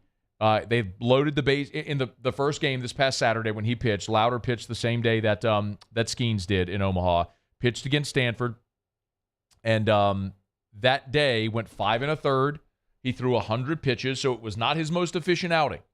Allowed 2 runs on 7 hits. So he struck out 6, walked just 1, and needed 100 pitches to get through it. So it was not the most efficient day for Rhett Lauder against Stanford, but you really have to struggle to find a time where he has really struggled this year. As a matter of fact, his shortest outings of the year, at home against NC State, he went 4 innings, allowed 4 runs on 7 hits, struck out 4, walked 3, and that is sort of a recurring theme, isn't it? Like, especially in this ballpark, are you giving away free passes? Paul Skenes doesn't do it. Brett Lauder, by and large, doesn't do it either. 3 is the most he's walked in a game this season. But that outing against NC State was his shortest outing of the year. The 4 innings that he got against NC State, that was at home back at the beginning of April. So it's been a hot minute. He allowed 4 runs at Duke, allowed 4 runs against Wofford, and that's the most runs he's given up in an outing, is 4. So, and he's done it twice. So you got a big challenge on your hand. This is also not a guy that has extended too deep into ball games. He's only gone over 100 pitches twice this year. He threw 105 against Pitt in the ACC tournament, and then threw 100 against Stanford in the CWS. So if you're just looking at his pitch count for his starts, 83, 87, 89, 98, 94, 92, 99, so almost got to 100 there against NC State. That was the game where he only went 4 innings and needed 99 pitches. 88, 83, 97, 87. That 87, by the way, was in 7 innings pitched against Florida State. 87 pitches. Link Jarrett's got a little bit of work to do at Florida State. Let's just say that, all right? You sure you're good leaving Notre Dame? Actually, I'm sure he is, because he gets sunshine instead of snow 10 months out of the year. That alone's worth it. 98 against Virginia Tech, then 105 against Pitt in the ACC tournament that we talked about. But really, this is the last 6 outings. 98, 105, excuse me, the last 5 outings. 98, 105, 95, 97, 100. So they have extended him. How fresh is he today? That's going to be interesting to see. For what it's worth, Tommy White, who really struggled in the regional round and then was magnificent against Kentucky in the super regionals, has had. Is it fair to say Tommy White a little hit or miss so far in Omaha? I think that's fair. Is that putting it maybe too mildly? No, let's see. He got a knock last night. I think he had a hit in the first Tennessee game, if I'm remembering correctly. I think hit or miss is fair, because I don't think he's been, he's not over. So Tommy White in the first Tennessee game was 0 for 4. Okay. He was 1 for 4 against Wake in the first game. He was 0 for 5 against Tennessee. And then had a hit last night. And then he was 0 for 4 last night. No, he had a backside No, I'm single. sorry. Forgive me. I screwed that up. My apologies. I screwed that up. My bad. Hang on. Here you go. I totally screwed that up. Here you go. He was 1 for 4 against Tennessee in the first game, 2 for 4 against Wake. He was 0 for 5 against Tennessee, and then 1 for 4 last night. So hit or miss, I think, is fair. So he's 4 for 17. He's 4 for 17 at the College World Series. That's 235. So hit or miss for a guy that's hitting 368. Yeah. That hit or miss is a fair way. 'Cause, it hasn't been, he's come through a couple times for you, just not as regularly as we've been used to. Would love to see the big knock from Tommy White. And one of the things that I know I've pointed this out on a few different platforms, and this is, I'll grant you, this is one gigantic outlier, but it might fit for a guy like Tommy White. I reference often, I think most people do, Brad Cressy in the 2000 College World Series. Brad Cressy won the Johnny Bench Award. He was the best catcher in college baseball that year. Jorgensen was the better defensive catcher. Jorgensen played in the pros. He played Major League Baseball because he was such an elite defensive catcher. Then the bat came. But Cressy was magnificent. Had a great career. We all know. Brad's one of the greatest that ever came through this program. But in Omaha, they opened with Texas, then played USC. That was a game where they faced Mark Pryor. And then played Florida State and then Stanford. He was 0-for in the first 2 games. And then in the third game against Florida State was 0-for until he finally doubled off the wall late in that ball game. And then was 0-for against Stanford until he knocked in Terry. Brad Cressy had 2 hits in 4 games. That was very atypical. Remember, LSU as a team that year hit 338 as a team in 2000. I mean, it was obnoxious how good offensively that team was, and Cressy fought it. And he came up with the biggest knock, so that's what we remember. Like, he struggled, but he came through in the biggest moment, which he did. So maybe that's something where you look at for Tommy White. But Tommy White faced Wake Forest 4 times last year. Against Rhett Lauder, who threw a complete game, by the way. Hit by pitch, fly out, single, homer. He was 2 for 4 against Rhett Lauder in the regular season. He faced Hartle in game 2. Ground out, single, ground out, then fly out against a reliever. Game 3 against Wake in that regular season series, he faced Teddy McGraw, who hasn't pitched this year. And then Manasseh. He singled off Manasseh. So he went strikeout, ground out, strikeout off of McGraw. What if they had him? Yikes. Oh, my God. And then Manasseh, he singled off of Manasseh. And then he faced him in the ACC tournament and faced Keener twice. So he went strikeout, ground into double play against Keener. So didn't have success against Keener, we saw last night. He was intentionally walked. He struck Moscolo struck him out, and then faced Manasseh again and grounded out to third. So, but for what it's worth, he did face Rhett Lauder a year ago, and got on base 3 times. Hit by pitch, fly out, single, homer. So, Wake Forest won the game 8-2 for whatever it's worth, and Lauder threw a complete game. But Tommy White fared very well against Rhett Lauder last year when he faced him in the regular season at NC State. Just worth filing away. Tommy White is the guy in the lineup who has seen this guy before and got on base 3 times against him. And Tommy White's really the last of the big bats in this lineup to not have their Omaha moment yet. That's You guys had the homer, Cruz, homer, Beloso, homer. White's kind of still waiting on his, and tonight would be a great time for it. Joe Bear was a single away Joe from Bear was a single away from the cycle. From a cycle. Floyd shoved. I mean, Skenes will break Ben McDonald's record tonight. Like, Tommy's kind of the last one, and tonight would be a great time to have it. It's After Further Review, brought to you by Shawbills Tire and Auto Service, ShawbillsTire.com. Look, I know a lot of y'all. I know what y'all are doing. You're like Muse. You're waiting to see if LSU wins tonight. Then y'all are going to load up in the old sedan and drive up to Omaha. Aren't you, Muse? I wish, but I'm going to the beach this weekend. So you're not going to be like Muse, driving to Omaha. Well, we're driving to the beach. You're driving to the beach. Well, if you're going to Omaha or the beach, you better get them tires checked. Bring the thing to Shawbills. They'll sell you name brand tires at wholesale prices. They'll treat you like family. Learn about the Charlie's Dozen. That's a dozen benefits extended to your family and every vehicle in your family when you buy your tires at Shawbills. They got Charlie's price match guarantee as well. If you find any tire anywhere advertised cheaper, they'll beat it. It's Shawbills. ShawbillsTire.com, ShawbillsTire.com. Shawbills, where we keep you rolling. All right, man, it's been awesome. Been such a fun week. And I'm not going to say altogether unexpected that LSU was in Omaha, of course. I thought they would be. I also thought that they'd probably start 2-0 and find their way through a winner's bracket and end up in the championship series. I did not expect once they lost to Wake Forest, we'd be sitting here still talking about what's about to happen in about 15 minutes. But I am so fired up that they are. We got one segment to go. We'll get Otter Locks in, some final thoughts on LSU and Wake Forest as they're getting ready to throw out first pitch. Again, LSU is the home team. They are wearing purple. Paul Skenes, hey, look, let Paul Skenes do what Paul Skenes wants to do. So they'll retire the golds for a night anyway.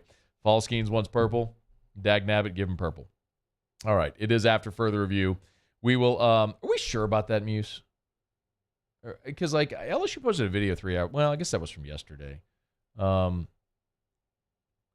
yes, we are sure. I've seen pictures from the local media there. They're in purple jerseys. I'm just looking at the LSU Twitter, and they haven't posted anything. Okay, good. I'm just a man flying blind. I need you to you're my your goose to my Maverick. With that, yeah. But Goose died, and that was sad. So I hope you don't die. Goose did. Don't die during this show, Muse. Please, I'm begging you. All right, it's After Further Review. Final break of the show. We'll come back, give you some final thoughts, and give you Otter Locks. Don't you move. It's AFR. AFR. Brought to you by Darren James and Associates, brokered by eXp Realty. Every home listed by every company, all in one place. You know where to find them. Agent225.com. Agent225.com. Every day we tell you that, and you hire Darren James, you're hiring a realtor that, literally puts your property on a daily radio ad. Like, who does that? No one other than Darren James. So, 335-7666, 335-7666, or agent225.com, agent225.com. There's this one that just listed, beautiful home on C. Jones Lane in Denham Springs. You can check that one out at agent225.com. You can always check out the Raving Fan shoutouts as well. How many people love working with Darren James just like I did? Yours could be next. Call Darren James and get your home sold. 335-7666 or agent225.com. Think real estate, think Darren James. Hey there, little buddy. What's the matter? What's the matter? My windows, siding, and my door. That's what's the matter. Relief Windows can fix all that. I got you. Pop, pop. What's up? Oh my gosh, look! Curb appeal. That's a good-looking neighborhood. ReliefWindows.com. All right, let's say ah. Where'd my spotlight go? Super weird, but we can take care of it. Get in and get better at Patient Plus.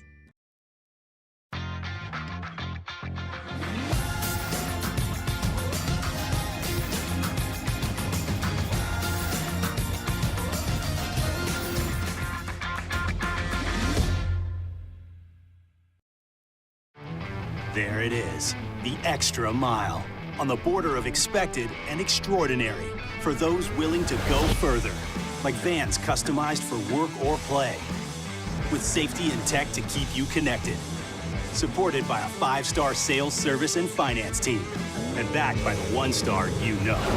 So go the extra mile. It's never crowded, because so few have what it takes to go there. Mercedes-Benz Vans.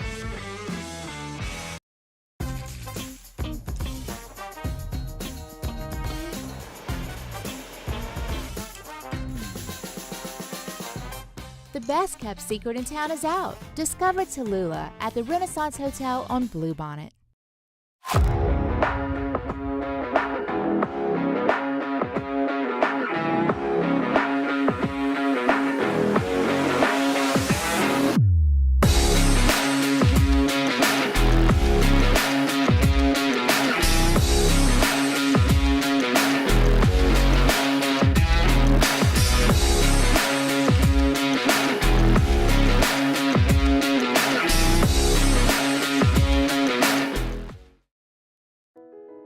I've been doing business with Luba for 25 years. They're dependable, trustworthy. It's just the attention to detail with our clients. Our folks have years and years of experience. They're highly trained professionals, but many companies have that asset. What I'd like to think makes Luba a bit different is that we use those talents in a way that truly is dedicated to serving the needs of the folks who depend on us. Gulf Coast Office Products is a nationally recognized Savin office equipment dealer based right here in Louisiana. Over 100 employees strong, Gulf Coast has the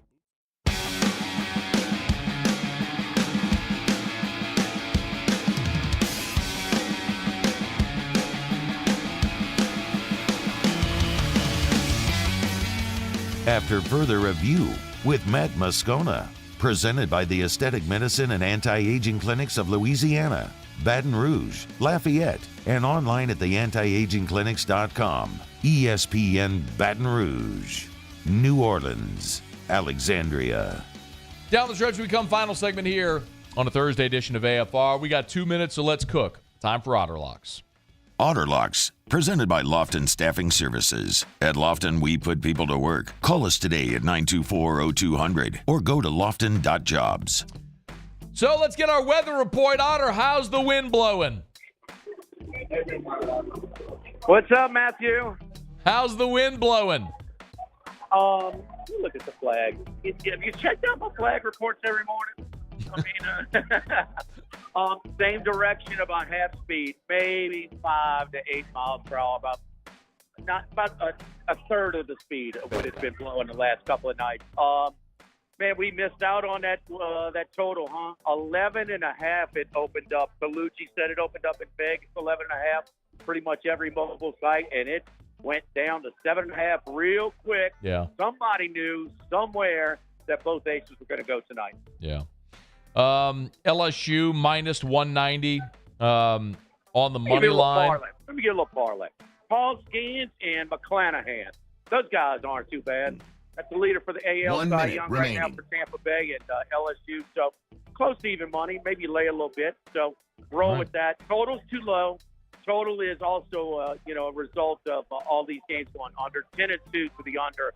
But we're going with that right now. We're going with your Yankees to complete a sweep. That's basically even money against Seattle. All right, LSU, Tampa Bay parlay. You like the Yankees on the money line. And wait, and who was the other one you like? Tampa Bay. Tampa Bay. Got it. Tampa Bay, the Yankees, and an LSU Tampa Bay parlay. All right, Otter, enjoy the game. Pull them through, man. See you, Matt. All right, be well. All right, y'all. One thing left to do. Win the whole stinking thing. Muso, Paulie, appreciate y'all. Have a great night. Go Tigers. See you tomorrow at 3. AFR.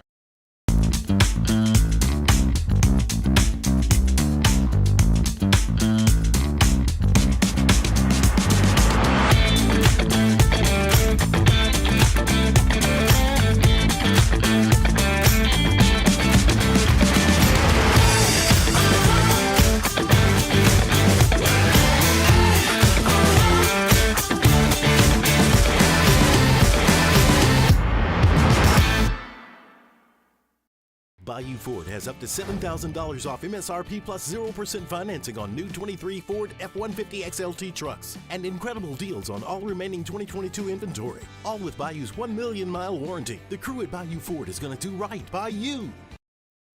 The Windsor Senior Living Community in Mandeville, Louisiana is a beautiful, vibrant apartment community geared toward seniors. They are nestled right in the heart of Mandeville, where seniors live a more carefree lifestyle in spacious apartments with the peace of mind that comes from having a little extra help. Call the Windsor at 985-624-8040 to schedule a lunch and tour. Come see how the Windsor can be your passport to peace of mind. There it is, the extra mile, on the border of expected and extraordinary, for those willing to go further, like vans customized for work or play, with safety and tech to keep you connected, supported by a 5-star sales, service, and finance team, and backed by the 1-star you know. So go the extra mile. It's never crowded, because so few have what it takes to go there. Mercedes-Benz Vans.